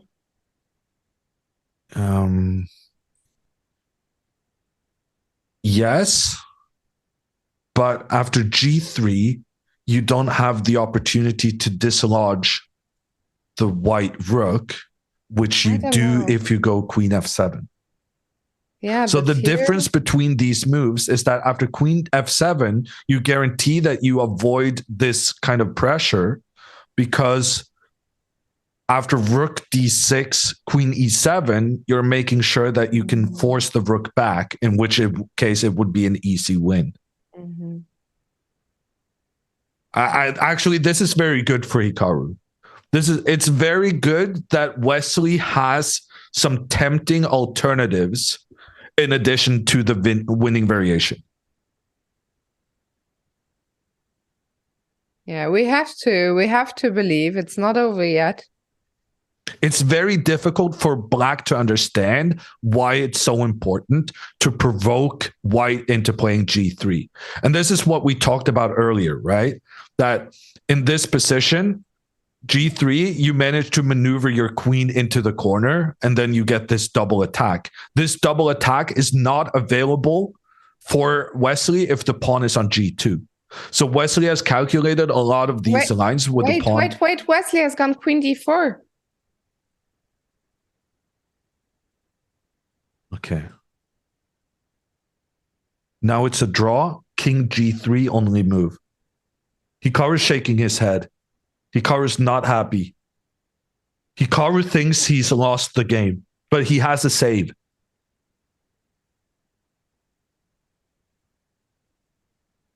So what's happening after queen g3? So the point here is that Wesley, if Hikaru plays g3, then we have this double attack on the king and on the rook. But as long as Hikaru avoids playing the pawn to g3, then Wesley is unable to create the double attack on the king and on the rook. And this is going back to what I said earlier. It's very difficult for a human to understand the significance of this pawn going to g3. Hikaru down to 3 minutes and a bit. I'm not sure if the clocks are completely accurate. This is such a huge moment here. I think this is really the last chance. Because I think if he goes g3, I think Wesley will now find the winning sequence. So what's happening after king g3?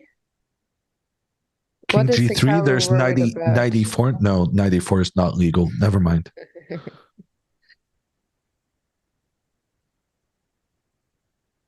King g3. Now, I think the question is, why not king h3? Oh, no, actually, that's pretty obvious. No, I think Hikaru's going to find king g3. Like, the way Hikaru is shaking his head right now, I'm pretty sure he thinks he just lost the game. But after king g3, he actually rescues himself. Yeah, he needs to, like...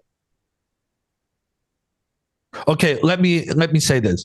King g3, b6, rook takes pawn, check, check. And now if you go g3, there's check, attack the rook, and threaten checkmate.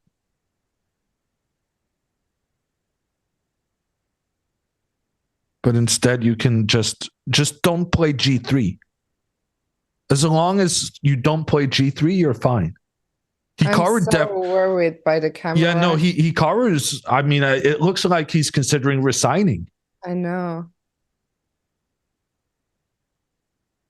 I'm struggling to understand why Hikaru is so concerned about king to g3. Oh, but he plays it. Oh. Okay, now we're going to see what Hikaru was so scared of, why he was shaking his head so much.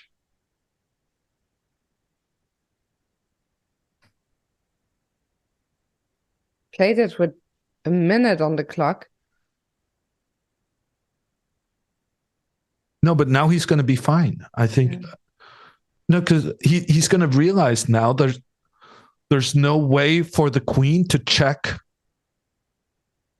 its way to the rook.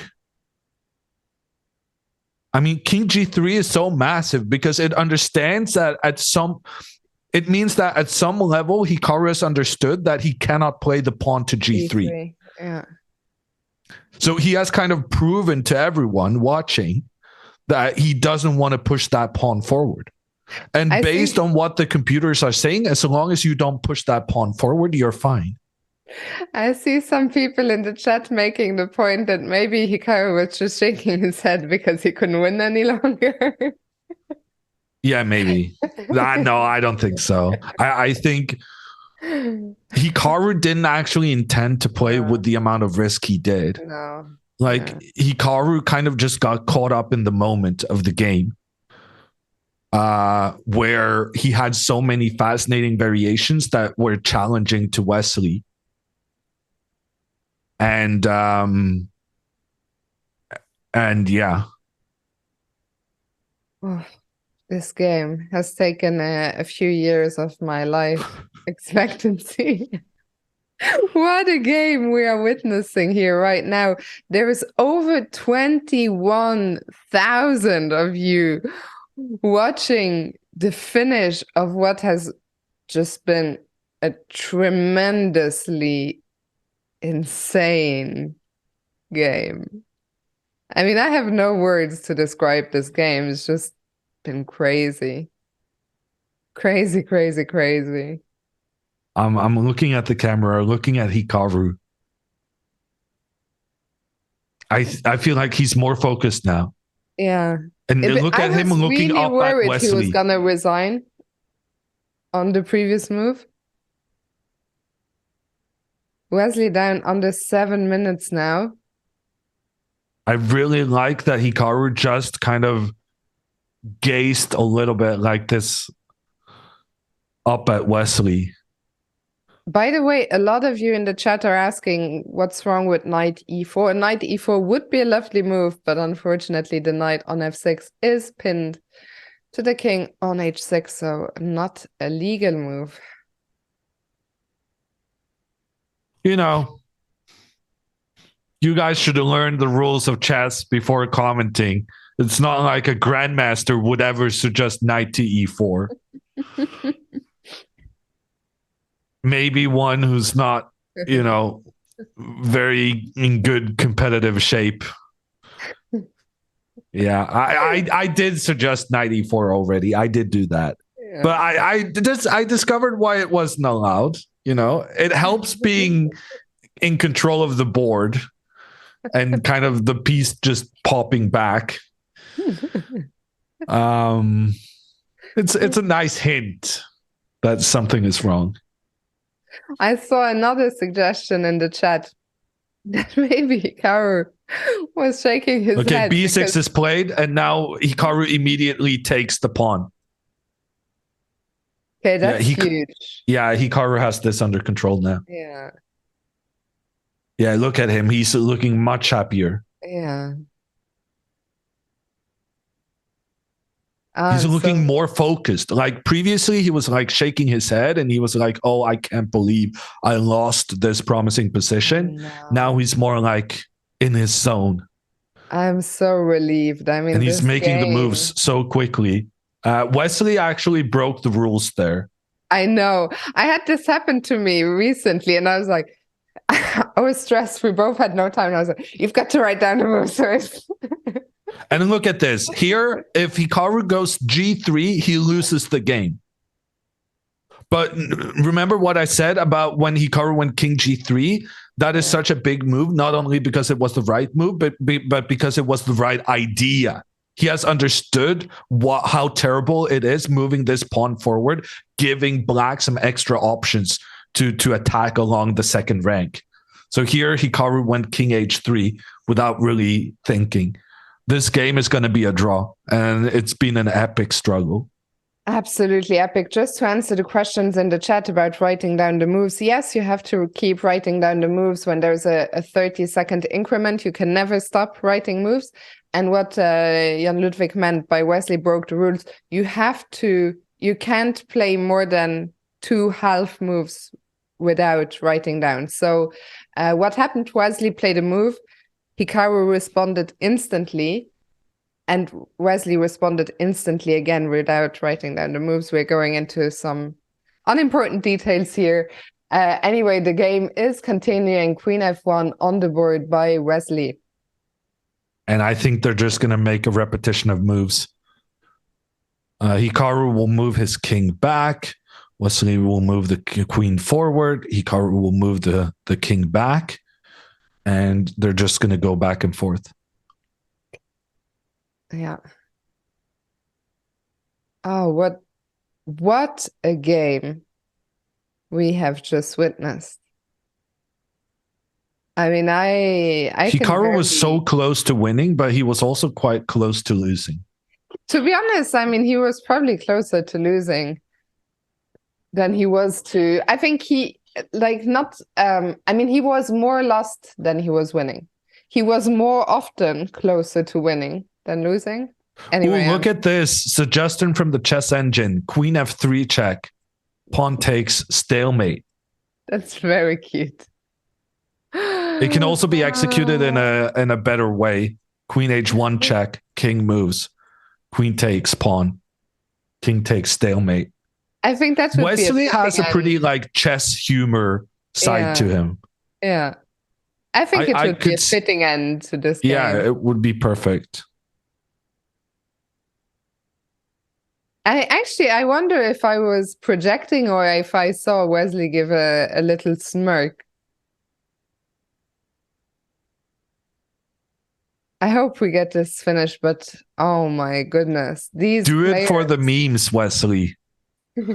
People are saying in chat. Yeah. Do it for the content. Oh my God. Yeah, I think once Wesley realizes that his winning chances are gone, I think we'll actually see a stalemate. I think it would be a fitting end to the game. I mean, and it would be hilarious. Absolutely. 21,000 viewers on Twitch right now, hoping this is going to be the end. Oh my God. I am. I mean, we were just commentating, and I am emotionally and what's the word? Cognitively completely drained. So imagine the state the players are in with all the added pressure, all the, the pressure of the match situation. They are going to need a big night of sleep because tomorrow is going to be an intense game. If they get another draw, Fiona's like, get me out of here. I am actually, can I do a shameless self-promo? I will be streaming after this. So if you haven't had enough yet, do stick around. You've gotten a lot better at this promo thing. Okay, so what's happening? We had a move? Yeah, Wesley went Queen F2, just pointing, giving some protection to his own pawn and basically just waiting. Wesley's point here is that Hikaru doesn't have any moves with his king.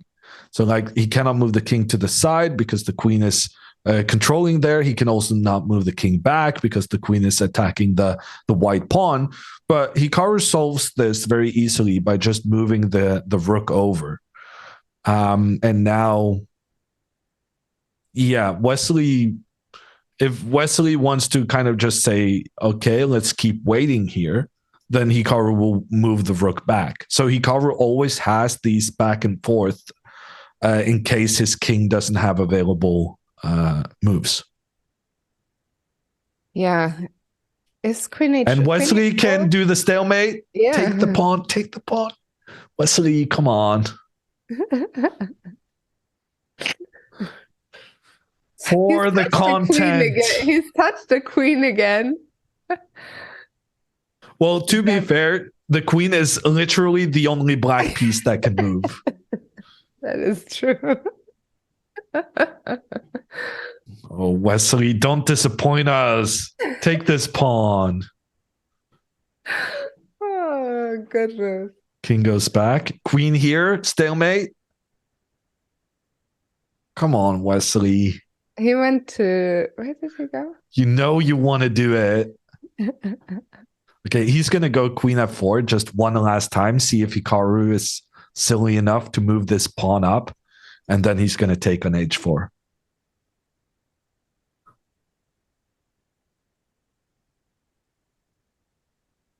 He could also here go queen h3. There's so many stalemates here.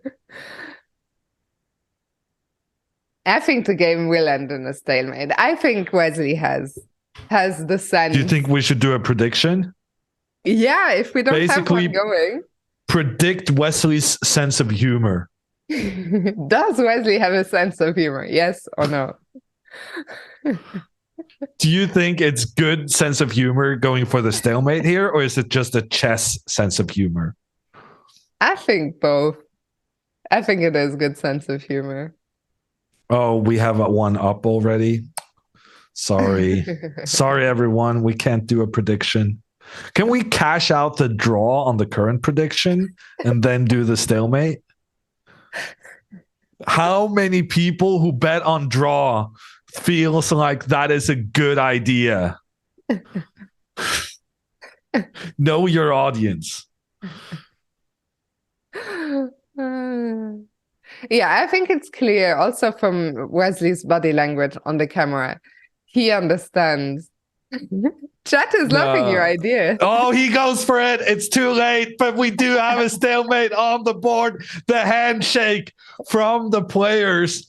That was a tense game, and we have confirmed Wesley So has an excellent sense of humor, and we've also confirmed that these are the two great players of this American Cup. An epic struggle in which both players were close to getting the win. In the end, no one deserved to lose this one, and it finishes up with a stalemate on the board with tons of pieces still left. We see the players there. Earlier there was a question, do they have a chat before the game? Today, no, there was no time, but we see the players. There's plenty to discuss here after this game. I'm so curious, how is Hikaru going to film the recap of this game? Because there was so much happening. Hikaru got a great position out of the opening, just what he wanted, pressing a small advantage. And suddenly Wesley went astray, and this h4 move was just such a stunner. Let me put that up. Is there sound on their analysis? No, I don't think we have that. No. But we are going to watch the photo from St. Louis and watch these players, because this is the sign of an epic and great struggle. And look at what they're doing immediately. They're still discussing the game. They're looking at the possible options. This is what players do when they've been so fascinated by the situation and don't really know what the truth is. So they want to hear, what were you thinking? What were your thoughts? Did I have an opportunity to win here? Did you see any chances for me? This right now is just love of the game from both players. Yeah, it's really nice to see. They came back immediately to this moment here after h4, probably. And Hikaru is in the chat saying, yet another boring Nakamura so draw. Yeah. When will the fans finally get what they deserve? Hikaru, by the way, who's multitasking, because we were just informed a second ago that he is recording the recap right now. So keep an eye out on YouTube for that. Today's recap should be good for sure. I mean, this game was just nuts. Like, I think for me, I might be biased being here, but I by far the most exciting game. Yeah, and now they're discussing this rook takes f4 move. And Wesley says he was considering using his queen to give a check on the king and then move the queen up to attack the king. Wait, and Hikaru says to get the chat. Oh, perfect. Sorry. Then I was planning. No, that doesn't work. Okay, I'm trying to figure out what they're analyzing. Now they're talking about where Hikaru put his bishop, and now they're done. A fascinating struggle, chances for both sides to win the game. And also, I gotta say, something we didn't talk about much, Fiona, but deserves massive credit. That's Hikaru in this moment. Yeah. Hikaru here, he didn't need to go queen e2. He didn't need to give up his queen. That was a risky move. And as we saw in the game, there were opportunities for Wesley to win. But this queen e2 move was a massive fighting move from Hikaru, giving up his queen for 2 rooks, going into a tremendously complicated position where, yes, he has 2 rooks for the queen, but where the queen is actually very good, not to mention that the knight could get involved. So, yeah, kudos to Hikaru. Well defended by Wesley, but then Wesley got the chance to win, didn't figure out the details. This game just pretty much had it all. It really did. There was a reminder in the chat from Wandering Bishop that game 2 will be taking place tomorrow. Same place, same time. I'm just glad. Imagine if this was game 2 and the players had to play playoffs now. That would just be brutal. I think they both need a good night of sleep. Tomorrow, Wesley will be playing with the white pieces. He will probably try to do the same thing Hikaru did today.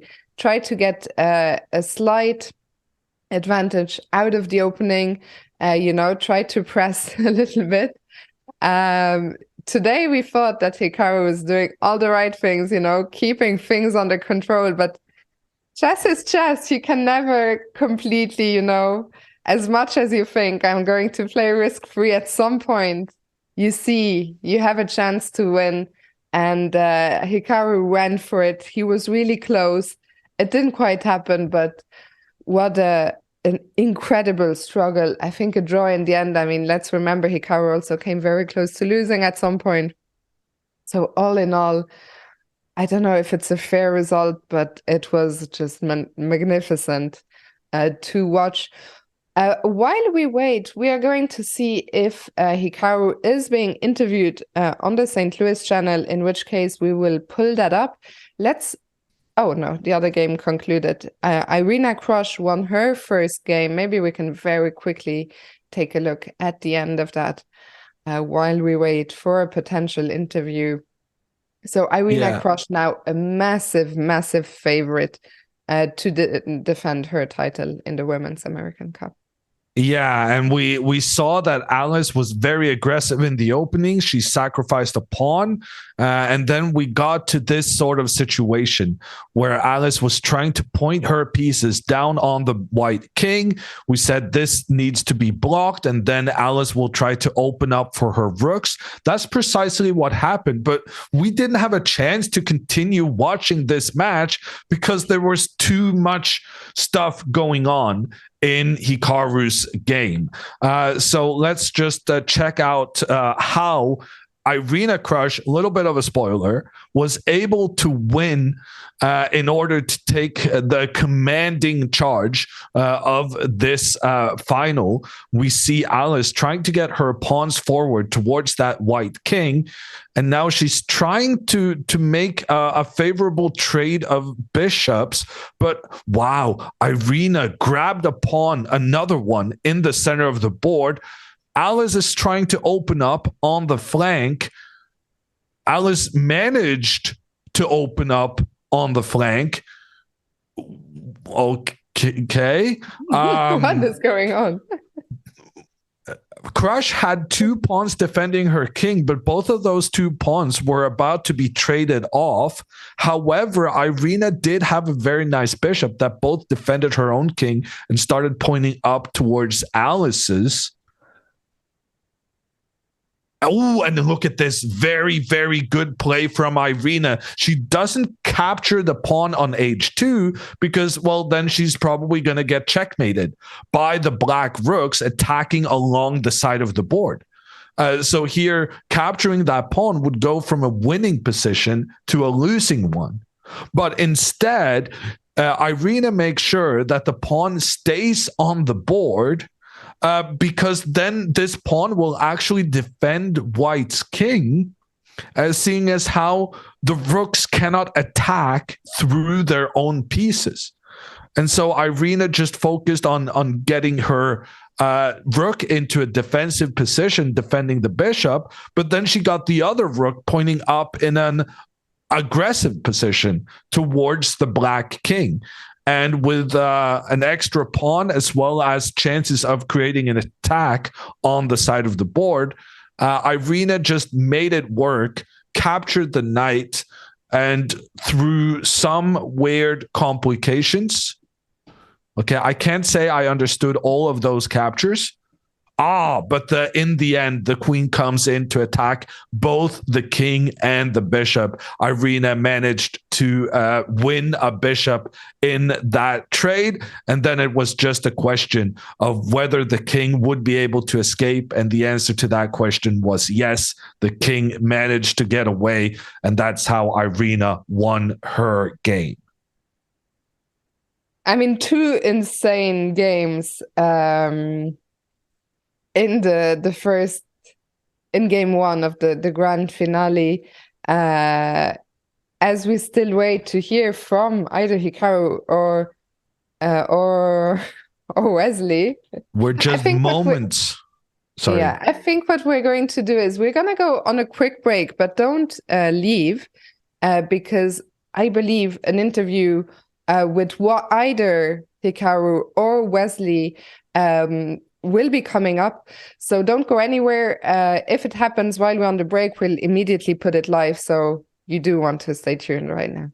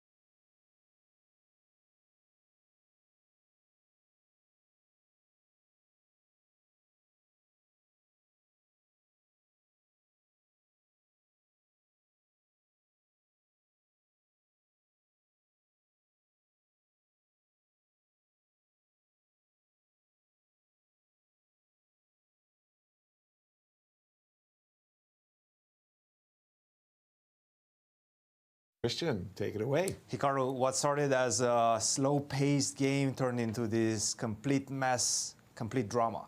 Tell us the story of this game. Yeah, I mean, well, last time I was here and I played this E4 line was the 2019 U.S. Championship against Sam Sevian, who I played here as well, and I mean, it was kind of similar situation in this game as that one, where my opponent got the double pawns, Wesley having these pawns on b6 and b5, and I thought I was just a little bit better in the middle game, but it kind of, well, I mean, I think Wesley played very well, first of all, that has to be said. But yeah, keep going. For whatever reason, I'm not getting the game. Yeah, he played knight d4. That's the reason he didn't go bishop d4. Which is a bit strange. No, but I mean, no, so go back. He didn't play bishop d4 at all. Got it. Ah, okay. Wait. Ah, you're deep in the analysis. Was this like preparation for Fabiano or something? No. This was your game. Okay, no, I just see the sidelines, so I thought, I mean, maybe you're already doing work for Fabiano while you do your commentary. There we go. Yeah, I mean, it was a position that I thought I was a little bit better, but it's very hard to judge. I mean, I have the easy moves. Wesley is the one who had to come up with sort of the ideas in the middle game. And then it just started getting wildly out of control. Like, I mean, there were a couple of options. First of all, he didn't play queen g4, but let's just keep going with the game because there's so many interesting moments. So give me just one second. Castled. He played castle. Queen e2, yeah. Yeah, now he didn't go queen g4 again. He played rook fe8.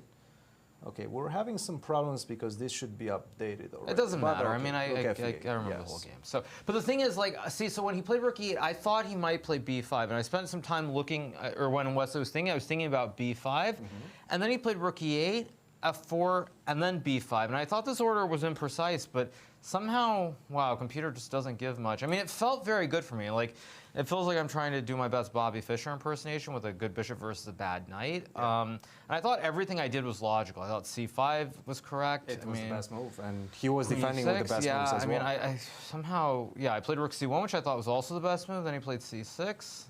Best move. And yeah, and here also I have a tough decision. Do I take on d6 or do I play f5? I mean, it's very hard to judge, because after f5, queen to, let's just say e7, I don't know what's going on. I mean, I can take on d6 and play something like g4, but at the end of the day, I figure if I'm not getting d4 in the center here, and I'm just pushing the p on the king side with g4, g5, then like it's hard to believe this is a real attack. I mean, either it's great or it's really stupid, one way or the other. And I just thought it didn't make a whole lot of sense from a general standpoint. Like, why do I want to go for this? So I tried to keep it under control, and I thought everything I did was good.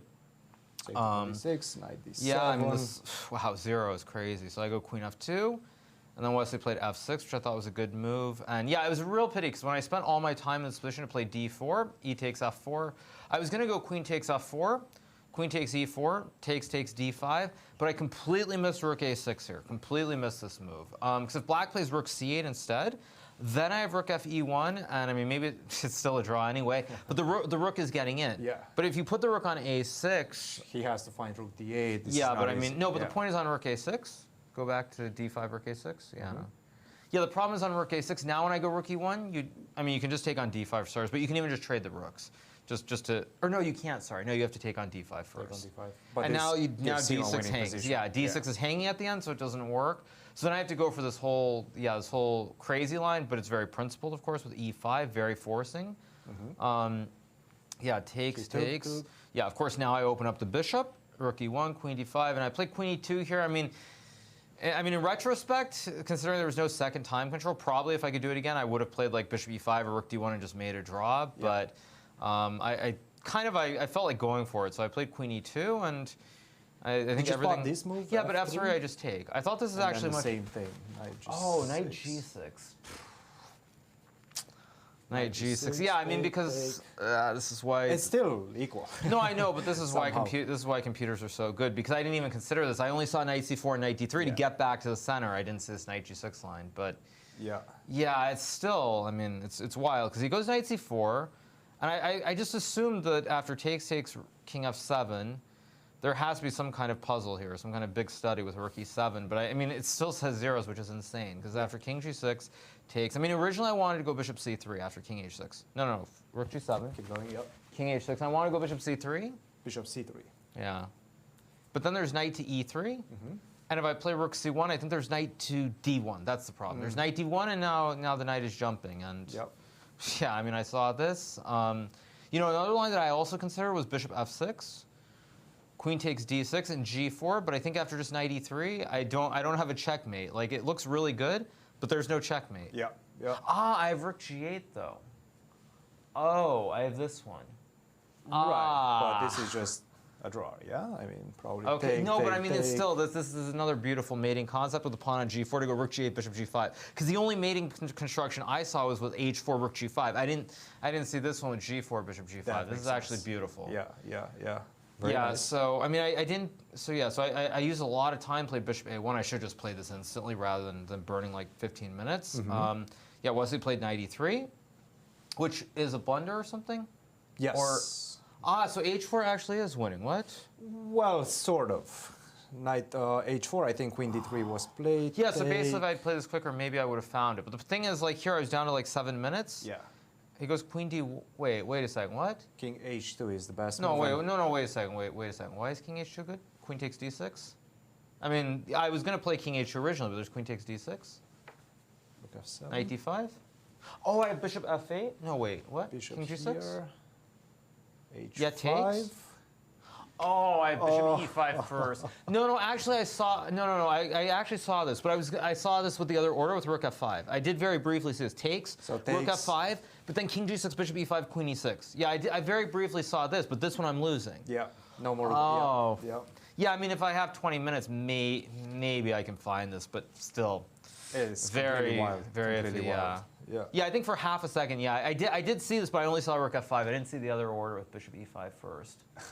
But I mean, all right, like I'm not stockfish, so like this is really asking for a lot.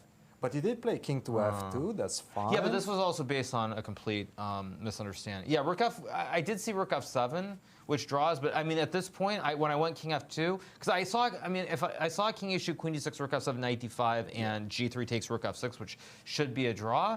So when I went for this at this point after, And he took on. sorry, A1. he took on a1, yeah. Yes, he took on a1. He played rook g5. Yeah, but see, already at this point when I went king f2, I thought, okay, I'm going for it no matter what. I'm going to try to win. But of course, without a second time control and only like a couple of minutes, it's impossible. Oh, this too is drawing? Wow. Yeah, after rook g5 is. No, but I thought Is a I thought I just blundered this because after knight, he Still played a knight draw. d5, Yeah, still a draw. d7, queen h8. Yeah. Yeah, now I played rook e4, which is, I mean, this was just a huge blunder because I missed, It's still a draw? It's still a draw, yeah.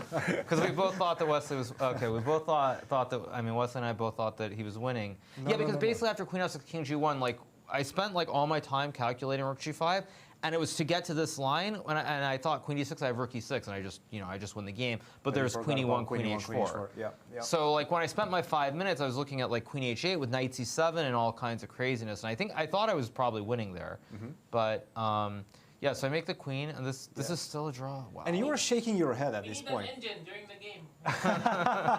Wesley just popped his head. He said, "We need the engine during the game." So yes, you do. king f2. If I go to f2, it's a draw. Yeah, somewhere around here, I thought I just thrown the game, but. So if I go to f2, g3, it's still. So that's why you were shaking your head. You thought you were lost at this point. Yeah, I mean, because the whole thing was I thought I had this rook e6, d8, queen, I win the game. So Yeah. when there's queen f6, queen d6, it's already feels very bad. But king h3, yeah, and if Wesley had gone queen c7, I think he just Queen wins. f7. Did you spot? Yeah, queen of course c7 I did. during But the game? I thought after queen c7, maybe I have some weird attempt with like king h3. Oh, but there's queen d7. Yeah, d7. that's the problem. Because I thought king h3, queen f7, rook e5 was still maybe some chances. Because now I have some g4 or something. Yeah. I guess queen d7 wins anyway. But it feels like there might be some There's some swindle in here. chances. Yeah. Yeah, and then fortunately, I mean, Wesley didn't do this. He played the obvious move, which is queen d4. This is a very practical Yeah. move, right? Queen to d4. Yeah. Centralized. Queen f8 apparently was winning as well, but. Yeah, but That's- it's hard to go into Zen game with queen f8. It's Because very yeah, difficult, and then after fortunately I spotted king g3, and now I think it's still a draw. So. Yeah. Yeah, I mean, it's very, very, very, very strange game. I mean, I guess we both actually played pretty well. I mean, I don't think, I mean, it's hard for me to really be disappointed because there is that one win with king h2, but I mean, that's really, I mean, I just didn't see the move order sequence. Because I did see rook f5, bishop e5, queen e6, but that one I think I'm losing, so it's what it is. Crazy game today. Tomorrow with the black pieces. What do you expect from Wesley? Yeah, I mean, I don't know. I think at this point I've done what I came here to do, which is not lose rating points. So, just play and see what happens. But I think on the bright side, at least, people should have enjoyed this game today. Oh yeah, it was a great game. Hikaru, congratulations. We'll see you tomorrow. Thank you. Great game, just absolutely great game, mesmerizing, in fact. And all the head shaking also was confusing for us. Like, did he think he blew the win? Did he think he made a loss? I mean, we were going back and forth in our conjectures, but there was so much content going on in that game. It was really, really special. And I mean, so many maneuvers that were possible, and it just like... It's the perfect... We are back. It was really interesting to hear Hikaru's thoughts on what was just an outstanding game. I mean, John Ludwig, we are going to wrap up, but very quickly, your thoughts on Hikaru's interview. I mean, Hikaru calculated a lot of stuff. That's to be expected. He saw a lot of great moves. He missed a couple of good ones as well. But that's to be expected. This is two humans playing against each other, and they post the maximum amount of trouble for either player. And this is the kind of game that's just going to be remembered for a very long time, because it had everything. It had ups, it had downs, it had pressure, it had good defensive moves, it had good aggression, offensive moves, sacrificing the queen, sacrificing a bishop, trapping the king on the side of the board. Like this was, tomorrow can't really live up to today, the way this game went. But at the same time, maybe tomorrow we get like a rapid playoff, and those have been incredibly fascinating. So maybe actually I'm wrong. Maybe tomorrow is going to be as great as today, but that's that's going to take some doing. This was just a spectacular day of chess. Absolutely. I mean, we'll see if the players still have energy, to give it their all in classical, or if they are happy.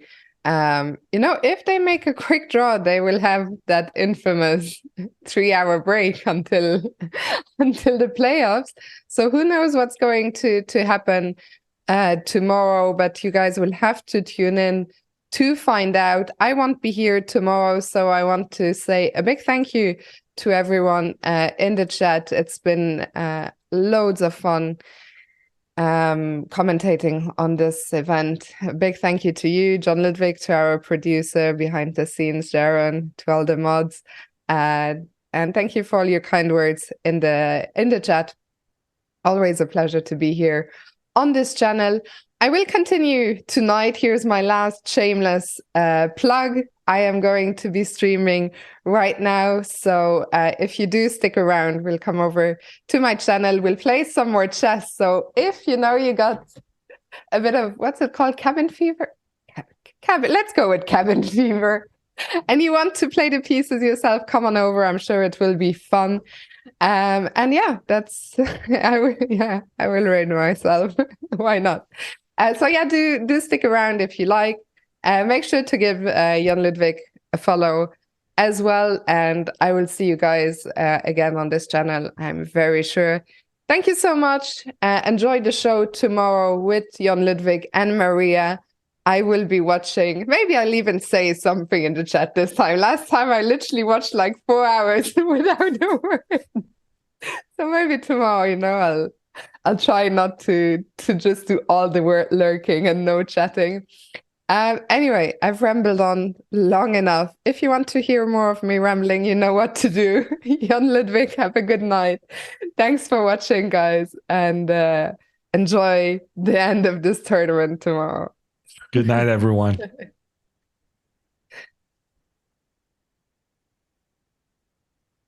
Moves that computer suggests after a game that I play, and I just go, wow, that is the beauty for me, because these are not moves that I would ever consider. And when I then see the move, and then I might make a couple of moves to try and understand why, that is the beauty to me.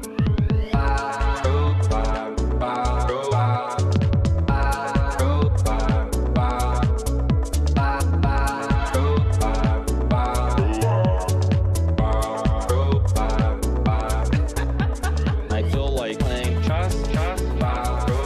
Yeah, I feel like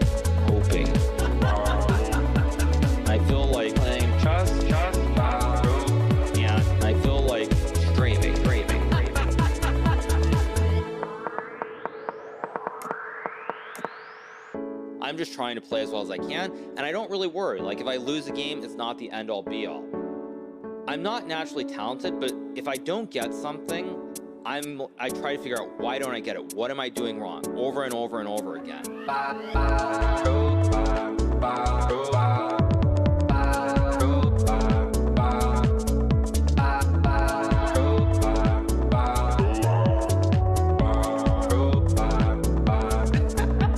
I feel like playing chess, and I feel like hoping.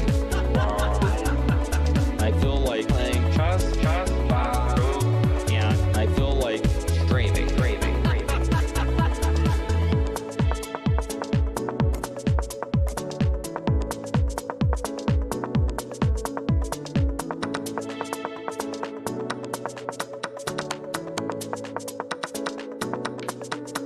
Bye.